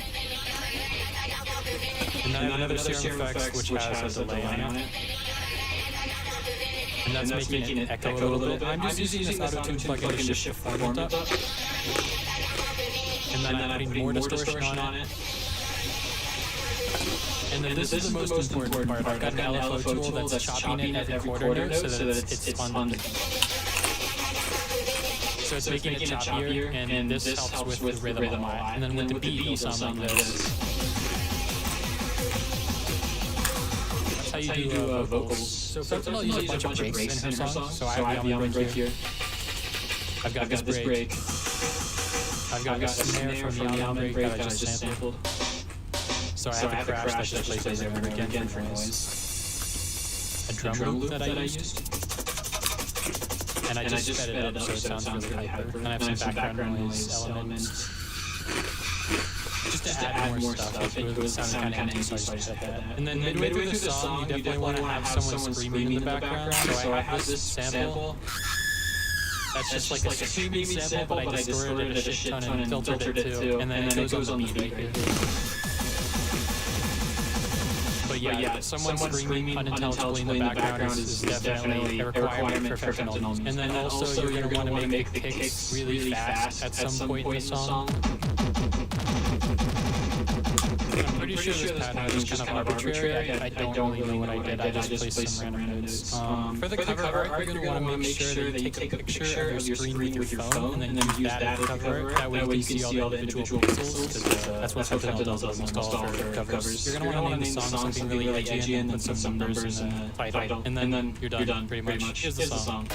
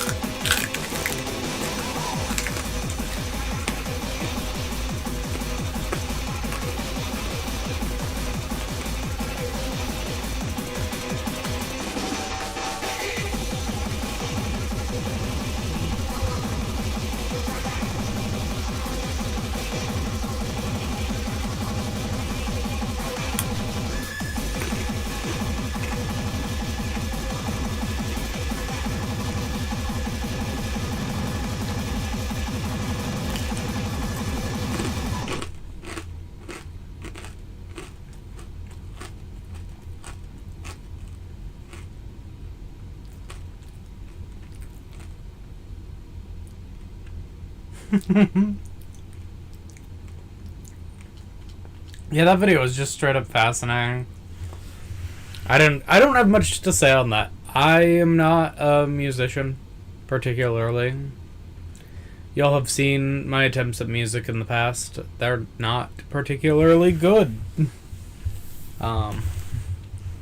Because again, I'm not a musician. Yeah. You know. Yeah. Alright. This is... I'm gonna put away some clothes. That is the next thing I need to do. I need to put things away so that I have room to move around. Because I am currently coming up against this and this. So I have, like, no room right now. And it hurt my back.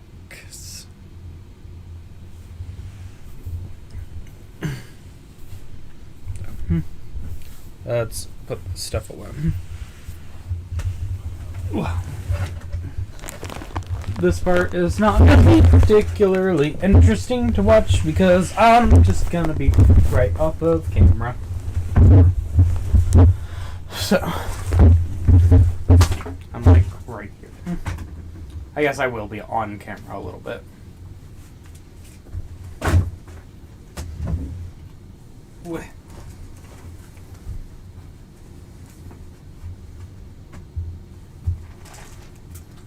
Socks in the sock drawer and underwear and such. Now the stuff can go in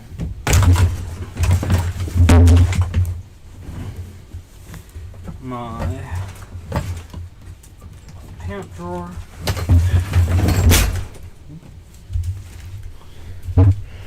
This stuff can also go down there.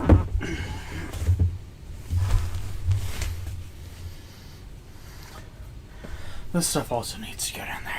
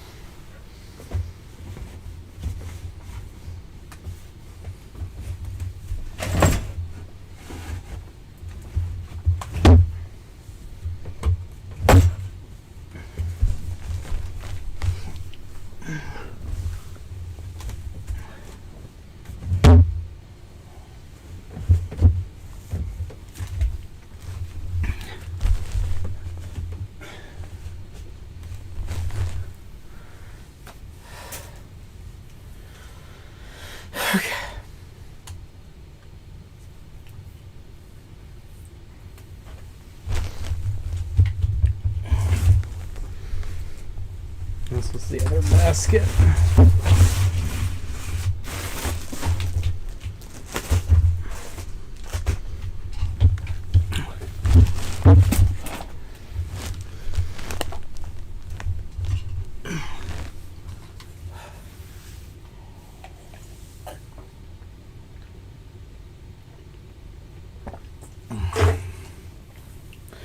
All right. What time is it? It is 8:05. Probably be going for about another hour.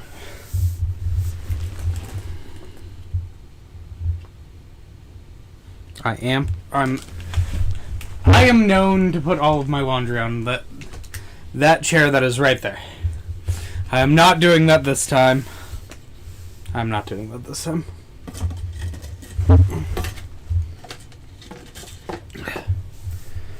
I'm tired.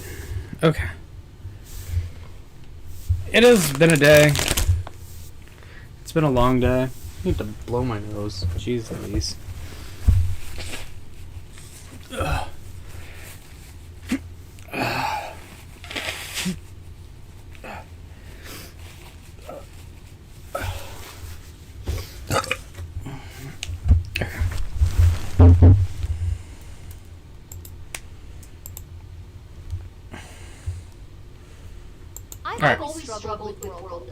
I never know how much to build, where to This stop, is what Ginny to D do. and the Dungeon Dudes. So I asked the best And I might actually have things to say about this one because whereas I'm kind of out of my depth for music, I know a lot about Dungeons and Dragons and world building.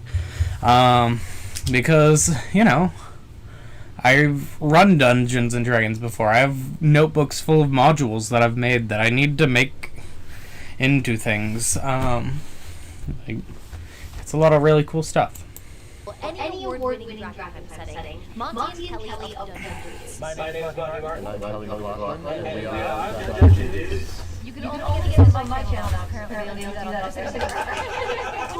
my they had learned from writing the Dragonheim books that could help home GMs, their answer really surprised me. Not just because it taught me something new, but because it sounded way easier than whatever I was doing. It's like taking a peek at Gandalf's spellbook and realizing it's just four sticky notes in a Trader Joe's receipt. According to the Dungeon Dudes, the real key to good world building is doing less of it. They shared a ton of great tips about how to figure out which world building to skip and which is going to pay off at the team. And it makes your world feel vast, mysterious, and like ever-growing and weird. I know I love world building at the table. I don't like building things like beforehand for people to interact with as much as I like building blocks and then like letting people jump off of that with a joke or something, and then like maybe after that hanging out with that person and just kind of like throwing ideas at each other on how we can evolve that joke into like something actual. For example, like in a game I ran one time, one of the players' exes came up to them and they were like, I didn't even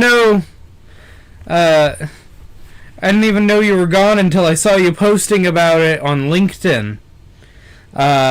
And he took that and ran with it, and it was like, yeah, well, you know, and like, he kind of just accepted that, yeah, he was on LinkedIn. That was something his character did. And then afterwards, we were talking, and we kind of were just workshopping this, and it became a moment where we were like, yeah, LinkedIn is like the supervillain social media website in this world. Everyone who is a supervillain uses LinkedIn. This is where they communicate. This is where this is the social media for supervillains. And I thought that was really funny. And so yeah, that's kind of just a part of the lore now. There is a supervillain social media. It is named LinkedIn after the real world platform, LinkedIn. It is set up the same way, you know, but supervillains use it as opposed to the real life regular villains. Ha ha ha ha ha. I think I am funny.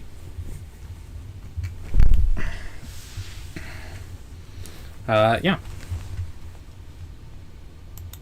Incredible. Like it's weird how this idea of doing less work makes your world feel bigger. So here are the three things you're probably overdoing, and why letting go of them will make your life easier and your campaign better. A lot of people when they're starting to play D&D will pick up an adventure, and they're like, well, I want to write my own, and I need to write something that looks and feels like an adventure book. And that is just like, that is so not true, and you should not learn that lesson. You should not think that you need to write as much as in any of the adventure books that you've seen.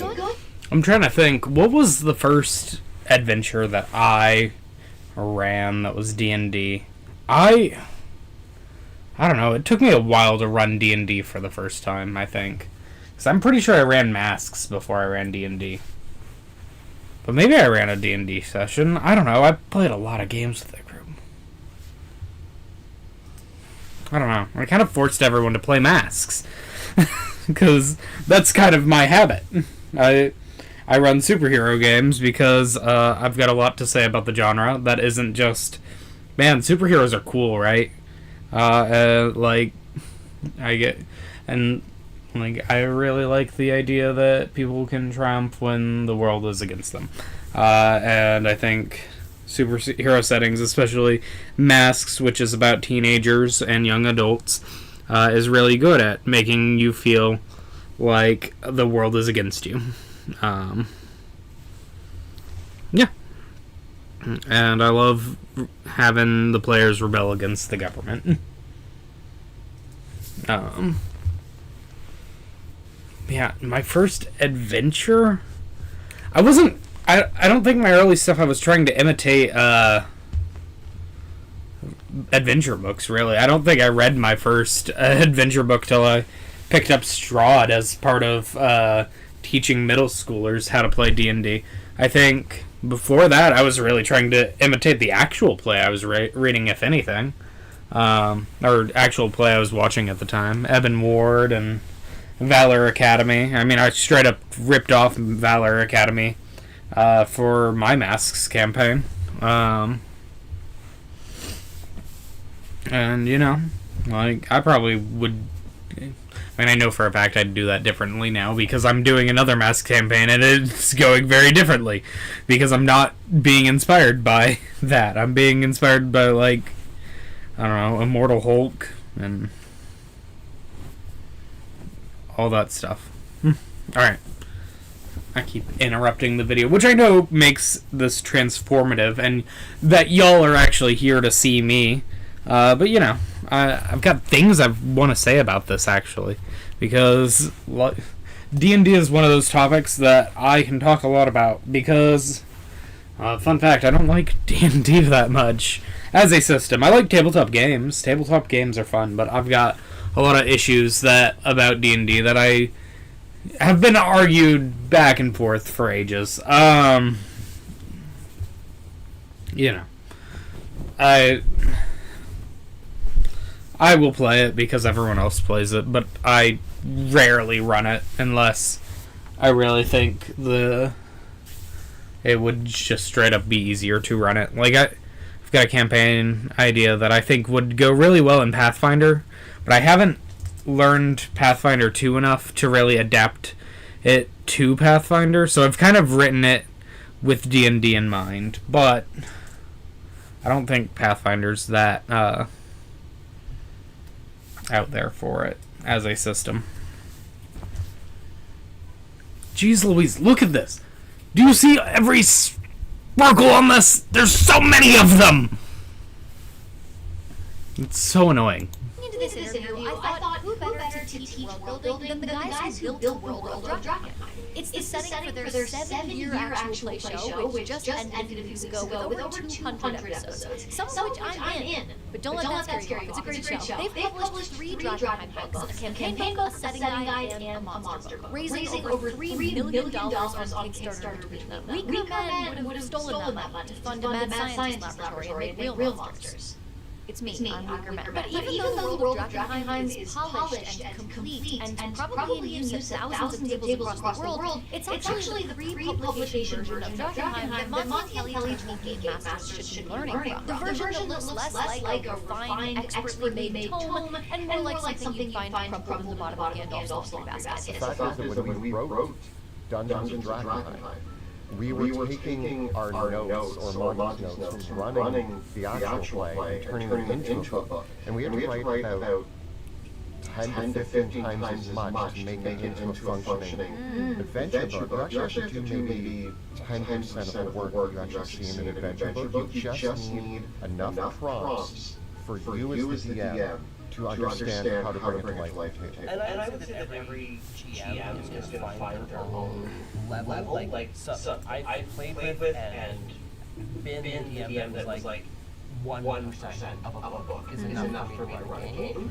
Some people need maybe 25%. Of course, I figured that the book had more padding and polish than Monty's original notes, but the sheer scale difference that they're describing here really took me aback. 10 to 15 times as much content is pretty wild. If I look at the setting, That is a lot. I need to create all this to run my game. I immediately panic. You might as well ask me to recite the Silmarillion from memory. But 10% or even 25% is a heck of a lot more manageable. That's like one appendix of the Silmarillion. I've talked about this before on this channel, but I do not consider myself much of a world builder. I know that there are people out there who really thrive on I love the T-Angst part of Pathfinder. long-reaching political histories, the Tolkiens and George R. Martins of the world, lovingly crafting lore that crush a lesser world beneath the sheer weight of its pages. And that's just never been me. I really enjoy creating small pockets of a world, like a particular town, shop, or forest. But whenever I try to create anything bigger than that, I just get overwhelmed and kind of give up. So hearing Monty and Kelly say that I don't need to be a Tolkien-esque lore factory to build a functional world honestly made me wonder if maybe there is a world builder inside me somewhere.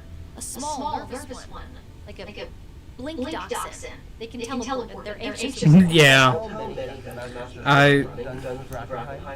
what you're holding in your hands in that book is an Once you have seen how other systems are able to handle storytelling, it makes it hard to go back to D&D as a GM. Oh geez, there's a lot of lag, isn't there? Am I dropping frames? It looks like I'm not dropping frames. Okay, you're probably just a bit behind. Yeah, so... Yeah, I don't know. D&D and Masks and Pathfinder and... I don't know. I've got a Google Drive full of documents that I've been looking through, and I want to play weirder systems than what my friend group wants to play. I want to play Damn the Man, Save the Music, you know? That one seems really fun. I want to play Hemophiliacs. I want to play Sex, Blood, and Poop. I want to play I don't know. There's a whole bunch of them, and I don't know. Seeing people limit themselves to D&D, it's like, oh wow, we're really not doing much here, are we? Like, there's a world of it outside of there, but you just want this one or two things. order of magnitude more material that I had when I originally ran the campaign. And I say that running the themselves, that you don't need something written on the page that deals with every single eventuality, and that you should be empowered to choose your I think especially when a setting book is based on an actual play, it's easy for viewers to feel like in order to run a game like the one they see on camera, they need all the same information that's printed in the book. So I thought this was a great reminder that a lot of things only ended up in the book because players got interested in them. Some of the most canonical fixed elements of the world of Dragonheim were things that were kind of invented on a whim in the midst of play, and then became fixed because they were on a show, and then got written in a book, and then became what they are. But the only way to find out what things are fixed and what things are valuable is what actually happens in your game. That's the part I think we sometimes forget. A setting book is a reference, not a to-do list. It's there so that when something does come up in play, you have something to pull from. But if we peeked into every whole Dragonheim campaign, I'm pretty sure we'd see one GM who's memorized the politics, one GM who skipped the politics in favor of introducing a sexy, romanceable eldritch abomination, and one GM who's forgotten most of the lore and is just running on vibes. The problem with setting book as a guideline for your own home game world building is that your goals are different. A book has to go into thousands of... I did not finish reading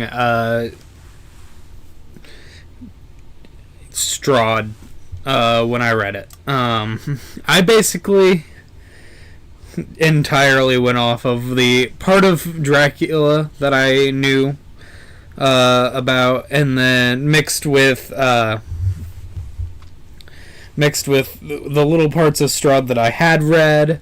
I read the general GM guide. I didn't read all the way through it though, because I was like, that's a long book, and there was a lot to it, and I was like, I don't need all of this. And also, I'm running this game for like 8th graders, so like these people cannot.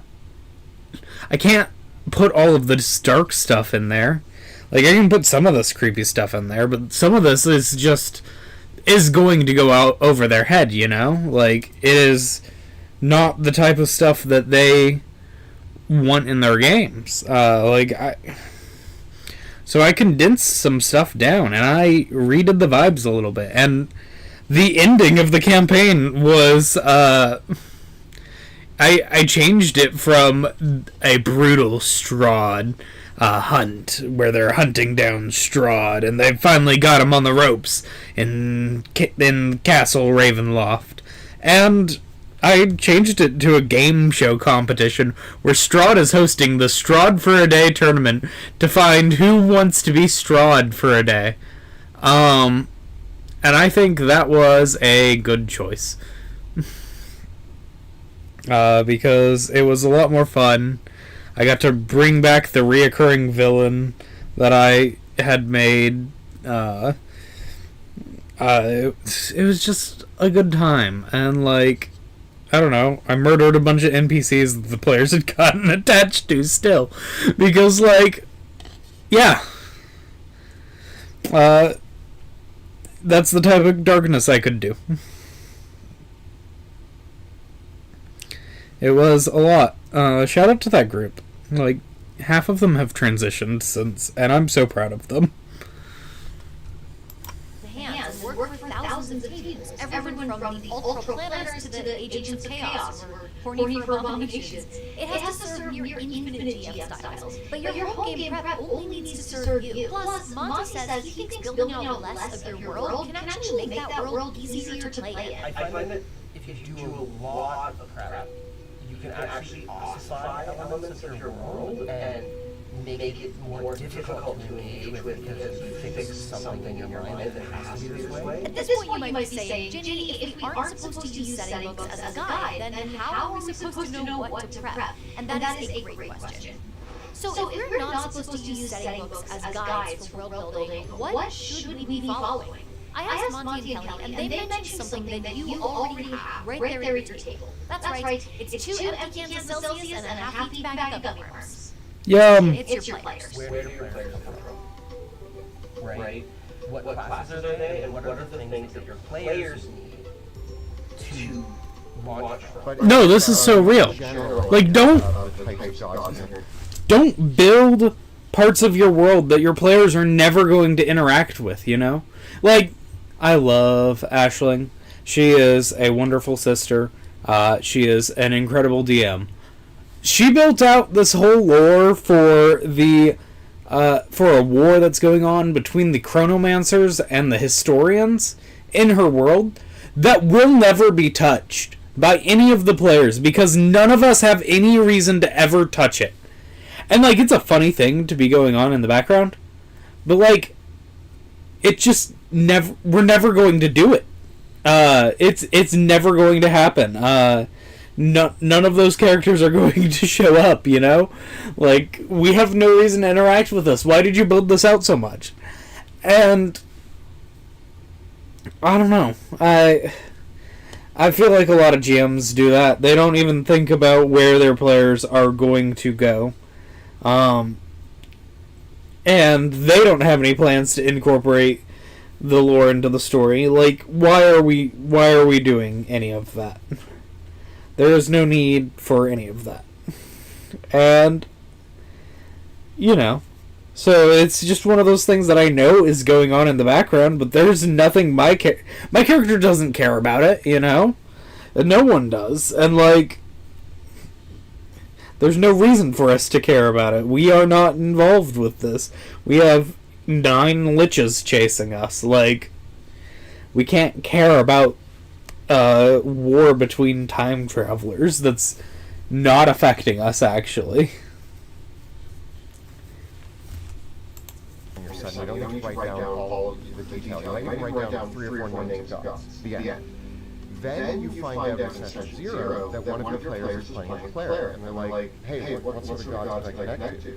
That's when you sit down with the player and you're like, okay, I got this idea for these 4 gods, we could make up a whole new one. What are you looking for? Okay, my player really likes thunder gods. I was thinking about a thunder god, but what? Maybe let your player make up that religion.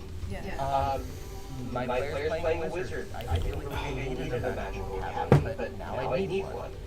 And so if you got 5 players, 5 things you should start off with world building are like a couple things that your players use to anchor themselves.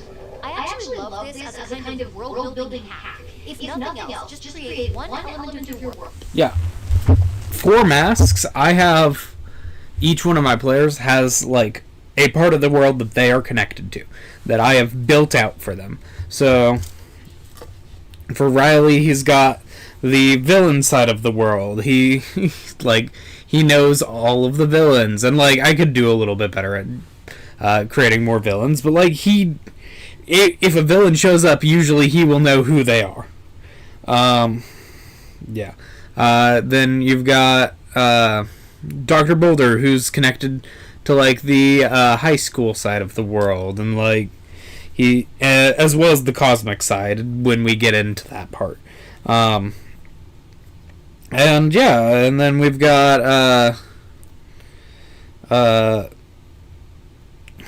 Ashling's character, who's like connected to the organized superhero aspect of the world, and that's where Alex's character is also. And then we've got Noah's character, who's connected to like the robotic side, and like has a connection to all of the robots and stuff, and like it's all kind of there, you know. And then yeah, what else? Do I have another player? I think that's everyone. I had another player who is back now, but we haven't talked at all. I'm not sure where that player will fit in.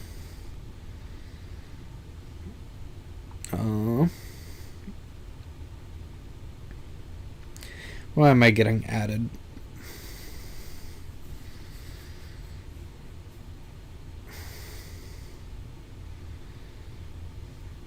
Okay.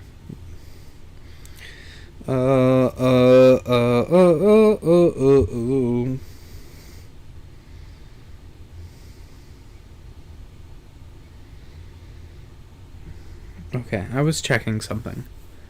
I was checking my notes. That's not my notes. Where are my notes? Is that my notes? That's not my notes. There's my notes. Intrigue, Verdier, Astronomer, Delta, Dr. Boulder, Silver Streak. Yeah. So, organized heroing, villain, robot, high school, organized heroing. And I don't know what we're doing with this one.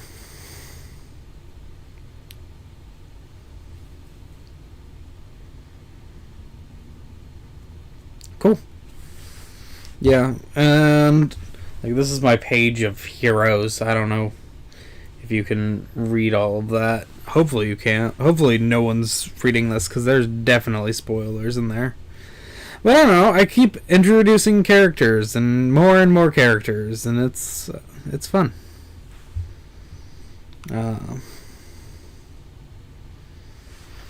Yeah.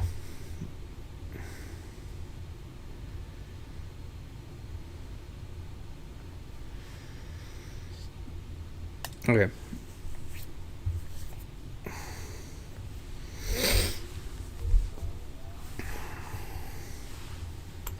That aligns with each player character. So if you have a rogue who's part of a thieves guild, you build that thieves guild. If you have a character with a noble background, you flesh out that noble house. If you have a warlock whose patron is mysterious and unknowable, you're good. Picking it off. It's basically a ready-made checklist of world-building elements that you can be almost certain will come into play. You can also flip this on its head to spot things that you probably shouldn't be spending time on. If you're lovingly crafting a thieves guild, but none of your characters are criminals, and there's no quest hook pointing at crime, you're almost definitely over-prepping. Cough, cough. Jot down a name like the Velvet Daggers and move on with your life. If down the line your players loot something extremely valuable and extremely illegal and start asking, so, who buys dragon eggs around here? That's your cue to give that thieves guild a little more detail. But until then, the Velvet Daggers should be more than a napkin note, or the name of your new glam goth hardcore band. In short, you only need to build what your players touch. Everything else can stay in the quantum fog until they decide to book it. There's this phrase that so many people have repeated it, so I can't take credit for it. It's like you only need one session ahead of players. I love this phrase, one session ahead of your players. That might sound more like a prep tip than a world-building tip, but those two things are actually way more intertwined than you might think. I used to think that world-building happened right up front, before the game even started, and then prep just meant figuring out what happens in that world from session to session. In my head, it was a clear pipeline. Step 1, invent content. Step 2, panic. Step 3, stop crying long enough to run a game. But in reality, world building is happening continuously as you play. We're talking a lot about world building, and in that phrase itself, it implies that you are building an entire world. I think that is a really powerful tool just in general for world building, not necessarily thinking that you need to build a map of the entire world. Like, reduce the scale. Don't do your entire world, entire planet. Grab, like, something the size of a single US state. And that would be the largest I would start with in terms of geographical area. Monty and Kelly advise building the starting area and then not worry too much about what's outside of it until players start sniffing around. You can give other location names and maybe even card directions or short descriptors, but you don't really need more than that until you get the idea that your players will want to pay it a visit. Naming places and saying like one paragraph about them is more than enough. And you don't have to do that in your home game. You can literally name the desert. And if your players decide, if they ask, like, what's in that desert, you'd be like, well, there was once a group of druids who remembered to live there, they're the desert druids. We're like, cool. We're not going to go there. And then they're like, I want to go meet the desert druids, then you kill them. Then we're going to go help the desert druids. There is a good chance that they will never visit the desert. And then you'll be glad you didn't spend a ton of hours creating a whole desert druid society that no one's ever going to meet. I wanted to make the wider world as boring as possible, so my players wouldn't go there, and the focus would be, I could put 100% of my energy into Dragonheim itself, making it the most interesting place. That failed. And when it became apparent that through the course of the campaign, in role-playing NPCs and role-playing interactions and upping the stakes of the conflict, I started dropping hints about what the wider world was, and our audience and our players got fascinated with what was happening, because it's kind of that rule, like, as soon as you say you can't go there, you can't touch that, it makes people want to know more about it. What I love about this is that not only does it reduce the amount of work you have to do and avoid the problem of putting a ton of effort into creating a location that the party never visits or a bit of history that your party never learns, but it also allows you to literally shape the world around what your players are into. When I asked my Patreon members what their biggest pain points were when world building, quite a few of them mentioned not knowing how to get players to care about the world they built. But what if that's backwards? Instead, what if you identify what parts of your world your players care about and then develop those? If you keep the world loose and undefined until the players interact with it, then your players' interests literally sculpt the world. You might think they'll be into your spooky coastal ghost town, the Whispering Docks, but if you drop a line or two about it and nobody bites, no harm, no foul. They're going to be way more engaged when they decide to go visit the Toad Market, because whether they realize it or not, they chose it by showing interest. It's collaborative storytelling, and it's also being lazy. The greatest trick game master ever pulled. Now, as a recovering perfectionist myself, I was not surprised to hear Monty and Kelly talk about perfection as the enemy of world building. A weekly YouTube upload schedule has pretty much cured me of any delusions I might have once had about achieving perfection. At this point, I consider it a win if I make it through with my eyelashes still on. But it turns out they meant something totally different from what I expected. I assumed they meant don't expect yourself to be perfect. You will make mistakes, and that's okay. Which, yeah, obviously. If perfection were a requirement for being Game Master, D&D would not have survived 5.5 editions. But they actually had a completely different angle on this that really changed the way I think about world building. Especially when it comes to things like cosmology, pantheons, gods, and the history of your world. I think that oftentimes we take the wrong lessons from fantasy in our world building and don't learn enough from the real world. If you look at the example of world building Tolkien, who has a very specific pantheon, world, a very specific creation myth, and it all stems from that. A lot of the lessons that we sometimes take from that is that's the way that has to be. But the real world is filled with myriad pantheons, religions, gods, and countless creation myths. Exactly. How much do you know about the real world, you know? Like, the real world is the most fleshed out world you can have, and I don't know, there's a lot you don't know about it. I don't know much about the world. I try to learn, but, like, even then, there's a lot I don't know. And, like, I don't know. I never aim for being as fleshed out as the real world. That would be insane. So, like,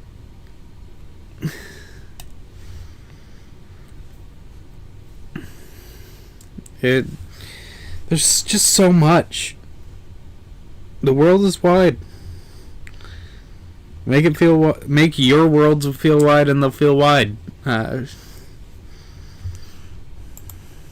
for me, I find that a setting that does not have a single coherent creation is more credible to me. A lot of really prominent examples of world building that the Dungeons and Dragons books give us, the core worlds, are very ordered and highly structured worlds. I would say it's super ironic that the Great Wheel has chaos order in it. The chaos is like, it's someone would love horror and cosmic horror. I build my world based on cosmic chaos. Like, I love the unknowable. I love the fact that mortals especially don't understand everything about their world. And I find that that's a very freeing thing for me, world building. Because if people that inhabit your world don't actually know what really happened 10,000 years ago. I think this is such an important thing to remember as a game master. We often feel like we need some kind of omniscient command of our world at all times, just in case a player suddenly asks, so who invented boats? But the truth is, players have no access to a real, reliable authority. Every NPC, every dusty old tome they encounter in the game is potentially and delightfully unreliable. Just like our real-world historians, NPCs are probably just doing their best with whatever rumors survived for years. Who invented boats? I don't know, probably the first guy who got tired of swimming. How should I know? That means we don't actually have to lock in some official universal truth. We can decide later, or never. What the takeaway of this for anybody building your own world is that you can actually get your own history raw at the table. And your players are like, this NPC just told us that the war was won by this side 100 years ago, but we heard from the other NPC that it was the other side. I'm like, oh wow, that never happens in the real world. Like the history is so convoluted and messy that like the fact is you can get your own history so wrong at the table. It's actually very freeing as a PM when you embrace this idea of like embracing contradiction, embracing the mess, embracing the unknown in your world. Because for me, again, back to the real world is that. Historians tell you that there's we can argue what happened 100 years ago very easily. And yeah, sure, we don't have elves for 1,000 years in our world. Maybe it may be a little bit simpler. But I do think that there's more lessons to take from the real world than a lot of what we look to in fantasy world. And it makes your world feel vast, mysterious, and like ever-growing and weirdly incredible. Like it's weird how this idea of doing less work makes your world feel bigger. I love this idea that a messy, sometimes conflicting world actually feels more real and complex. We can give ourselves permission to have a looser grasp of our world's history and events. Not just because it's easier, but because it'll actually make that world more three-dimensional. And you don't have to admit to this either. If your players spot an inconsistency in your lore, you can just nod solemnly and say, yes, fascinating. Clearly scholars disagree. And like a lot of people don't necessarily like to hear that. They like to imagine that Monty and I have this like grand scale knowledge of all the secrets of our universe. But most of the secrets of our universe are actually still secrets to us. We just need to figure out what they are. And that's the danger of home too. Your players can believe you have these grand secrets of the universe floating around in your head, even if you don't know. There's another way in which perfection can be a problem for world building. And if you've ever heard Monty talk about world building before, you've probably heard it. Biggest fantasy is that the players can affect the world. And once again, I realize we all feel very powerless about the state of the world. And so I think the power fantasy of D&D in particular and playing games is that you do get to be the hero who changes the world, affects the world, and in very dramatic and profound ways. And so I do think that presenting your players with a world of problems that they solve is really exciting. And I would say a pitfall to run into is sometimes you get building your world, and it is built around a world that you would love to live in. You have this line that I've heard you say a lot about your world. Do you want to say it? Your world will look better on fire. It is a great line.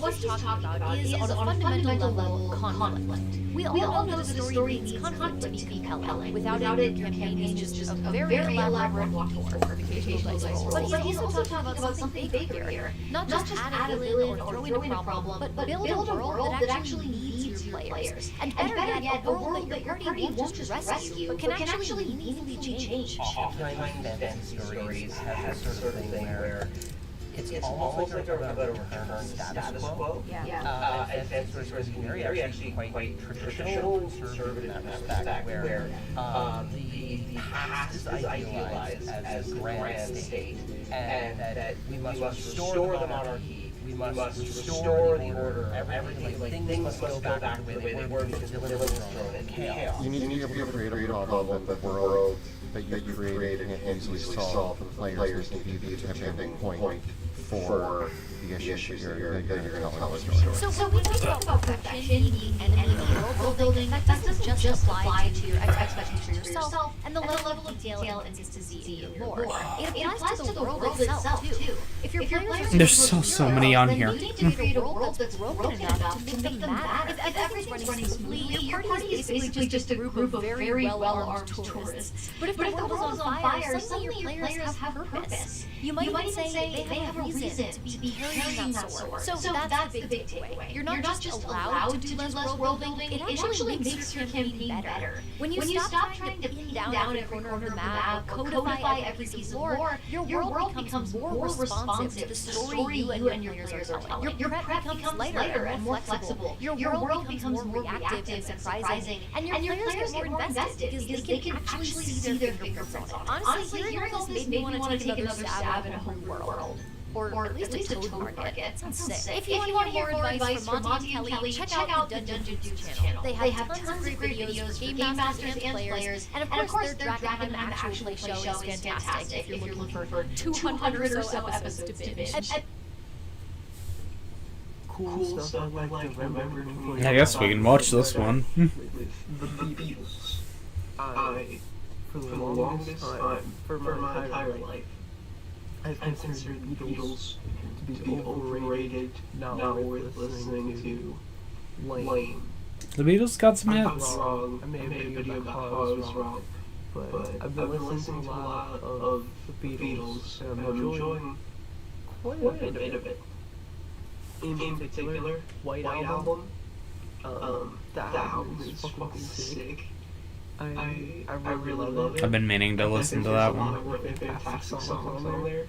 Back in the USSR, while my guitar gently weeps. Happiness is a warm gun. Holy shit. Helter Skelter. Oh, even the penis tracks on there, like Oblidi Oblidi, or like Birthday. They have a purpose. And I appreciate them. I even kind of like Oblidi in a Stockholm Syndrome kind of way. So, I've been listening to the fuck out of the White Album. I've been listening to Abbey Road. That's pretty good. Pretty good. It's not my... It's probably my second favorite Beatles album so far. I think there's only like dip in quality after Here Comes the Sun, but then it goes right back up when it's Golden Slumber. So, and that's like one of my favorite track runs in my very long time. So that's really fantastic. Beach Boys, Beach Boys, just Pet Sounds. Yeah, I listened to Pet Sounds this one. I did listen to Smile. I'm not big on it, personally. I don't really get the hype. But I definitely get the hype for Pet Sounds. Pet Sounds is fantastic. That sounds real good. It's pretty next level.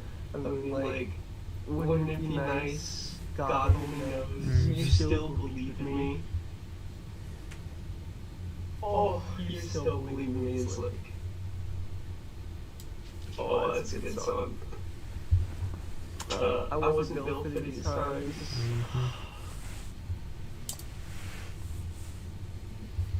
What's the fucking song called? Is it That's Not Me? Is that the song title? It's like the chorus. That song's great. Yeah, that album's fantastic. I've also been listening to a twee pop band from Minneapolis. These guys were like, they were making music like 15 years ago or so. They're called Best Friends Forever. They put out this record, Romance, Conflict, Adventure, and I'm so like shocked. I've never heard anyone talk about this album ever. Romance, Conflict, Adventure, Best Friends Forever, twee pop band from Minneapolis. Please go and check that one out. They are fucking crazy. At the very least, listen to Hand Pocket.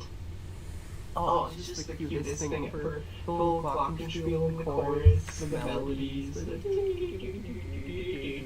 little guitar lead. Oh, it's great. It's the catchiest, it's the cutest. It's kind of exactly what I want to be doing with my band, Snake World. So I've been taking a lot of inspo from them with songwriting. I've been just spinning that record like so frequently, and it is really short listen. I think it's less than half an hour. It's like 25 minutes. I remember right. It's a pretty quick listen. So go listen to that. Romance, Conflict, Adventure. Yep. What else? Oh, in terms of video games, I finished Pokemon Legends ZA. I guess I started it too. I started and finished it. That game, I know a lot of people have problems with Pokemon Legends ZA. I don't. I haven't liked anything Pokemon I've touched in years. I know that a lot of performance issues are better on the Switch 2, but even on the Switch 1, it's still really good. I've never played video games for visuals anyways, so it's not that big of a deal if like the environments look like a PS2 game. I know that doesn't bother me. That just doesn't bother me.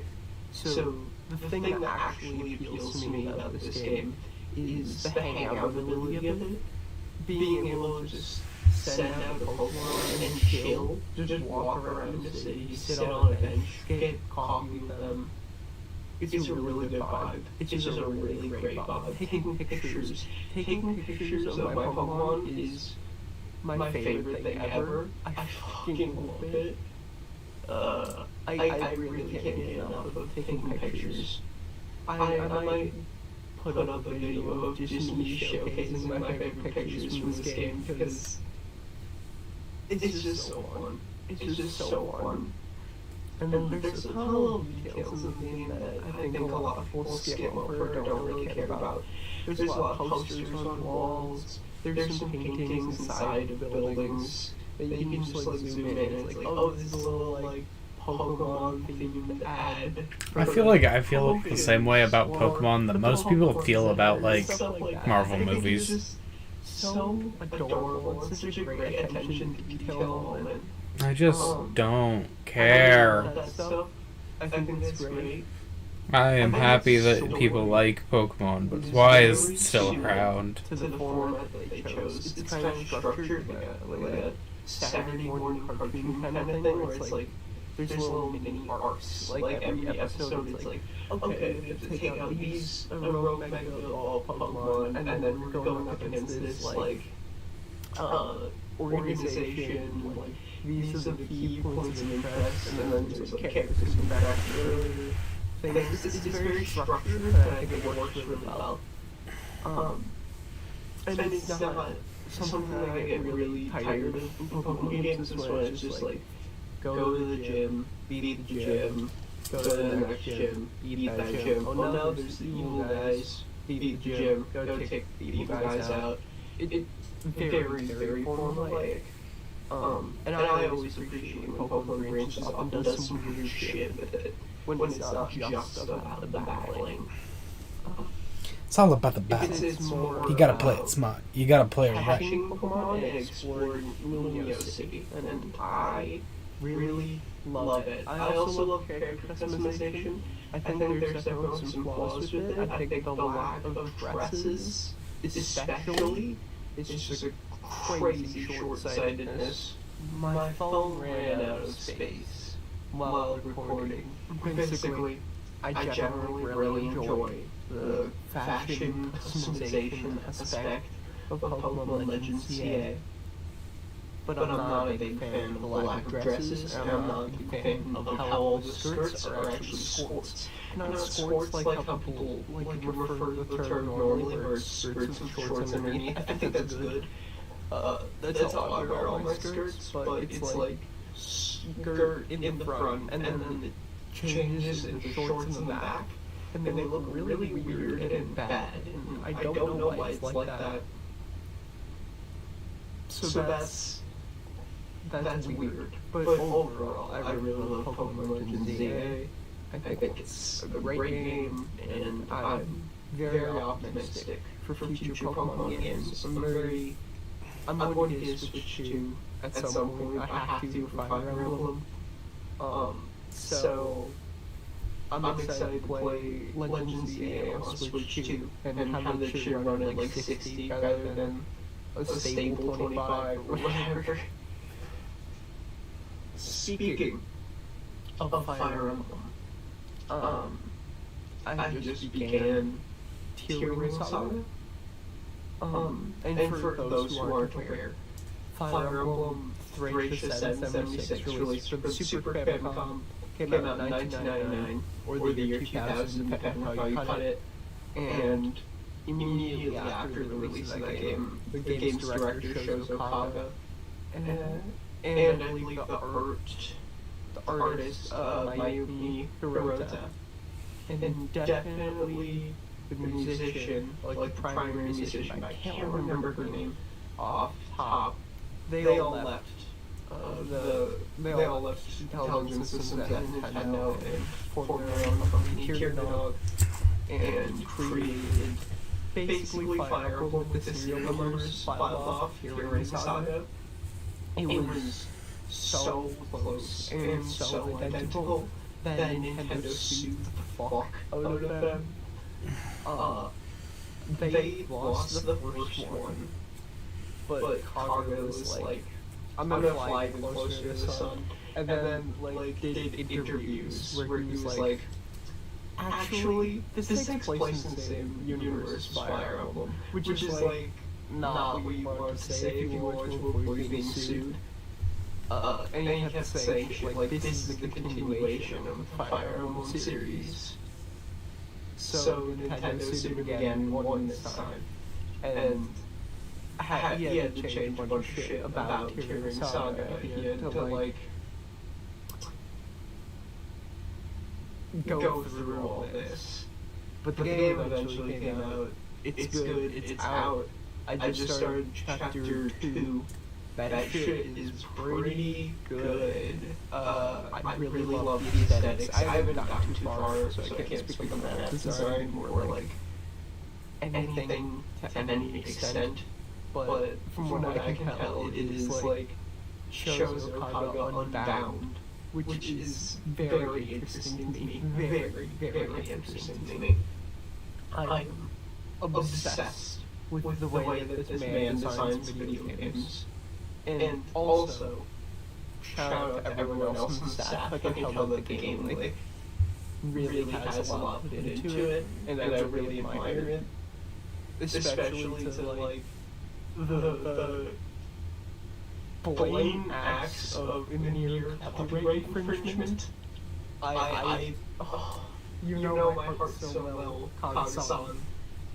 That shit's good. That shit's so good. So that's another thing I've been playing. What else? I think that's all the cool stuff I like right now. It's been a while, so I missed a lot of cool stuff I like the past few months. I think of anything else, maybe I'll just do a little wrap-up of what I've been enjoying for a while. That's the Larry Summers is an economist. All right. One of the top economists on earth, like one of the most famous, successful economists. Cool. Good video from Shitty Kickflips. Cool. What do we have left on the rocket? What time is it? It's 8:57. I've got a few sequins left to pull off of this. I think I'm going to get them pulled off of here, and then we can end for the night. How long is this one? Black Knight's one of the... This is about 20 minutes long. This one is about 4 minutes long. Probably not quite the length I need, but tracks used in games from the 2000s. This video is about breaking down how to make this style of music. I've also included some of the sounds used in this style in the description as a free download.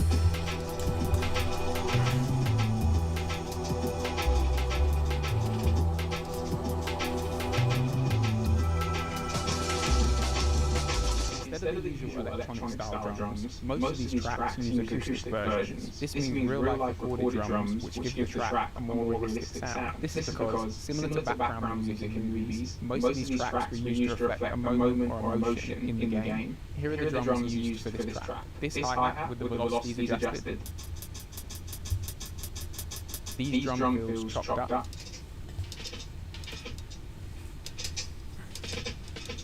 This kick. And this snare. I also use the cymbal sound. A plate reverb was added on the drum group as a whole to make them sound more glued together and like they were recorded in the same room. Here's what the drums sound like all together.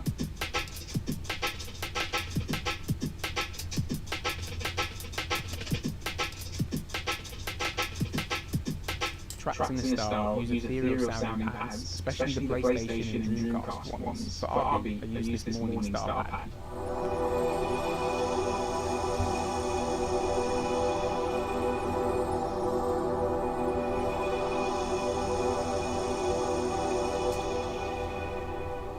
This is from my Sega 93 ambient pad sample pack. The only effect added to this was an EQ to make room for the bass. Jazz sounds can be heard throughout the mixes. Everything from shakers to trumpets and saxophones. Because of this, I used an acoustic bass one-shot that played this pattern.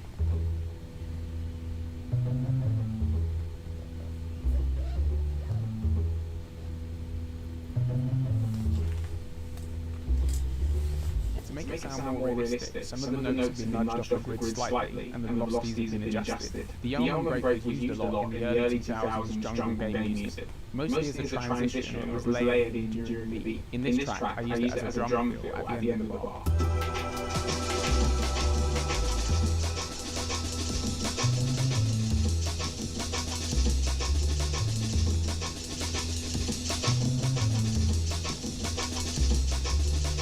Speaking of jazz influences, using night chords can add some nice ear candy to your tracks. Now it's time for some PlayStation Jungle music theory. And before you say it, yes, I can't stand talking about music theory either, but it can really help when making this subgenre of music. So I'll talk about it quickly and we'll get through it together. To make a chord, all you do is pick a note on your scale and skip a note each time.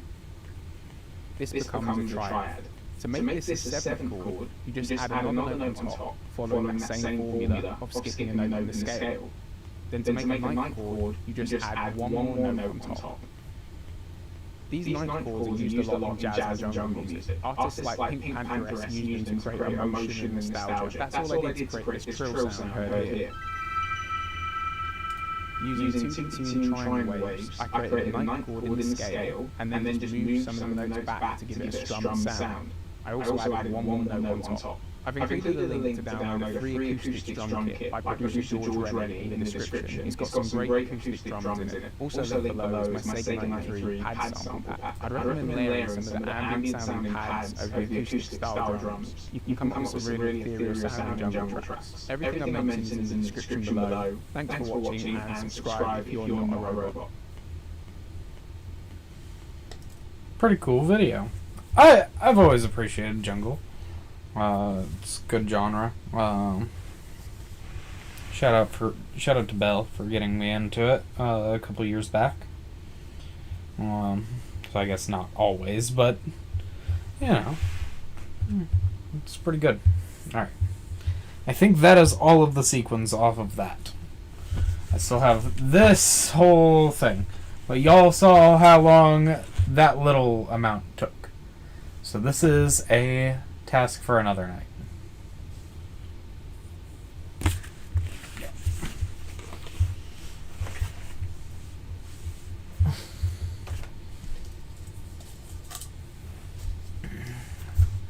I think with that, I am done for the night, because I don't want to learn about Xenoblade, and this is too long to watch tonight. So, thank you for tuning in to the stream. It has been a great time. I really enjoyed this stream. We had a good time. Remember, at the end of the month, we've got a subathon coming up. Maggie's Music Subathon. It'll be a lot of fun. I'm so excited. I've got a lot of fun things planned. Ashling's really helping me figure out what we're doing here, and everything that I've figured out so far has been a lot of fun. And yeah, it's been a good time.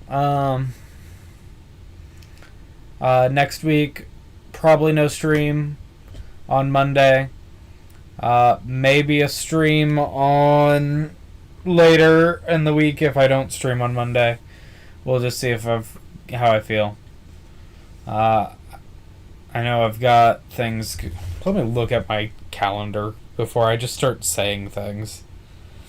Alright, so Monday I've got something. I don't really have anything Tuesday.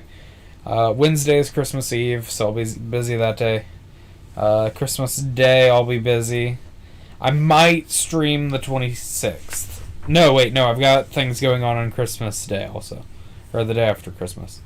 I don't really like streaming on the weekend, so either it'll be like 30 minutes to an hour of Qualitro, which is the Siva Gunner mod for Balatro, or it'll be nothing, and then you'll see me again at the subathon, where you can give me money to stay on stream longer, and if you go long enough, then Ashling and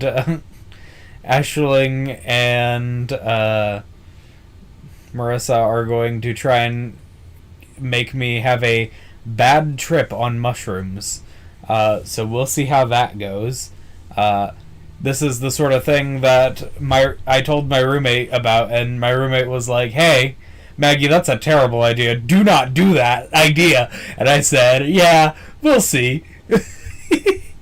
So yeah, we'll see. I'm very excited for the stream. We've got so much planned. There's gonna be good stuff going on. Alright, I will see ya later. Oh, what? I don't know if stream ended there. I can't see. Well.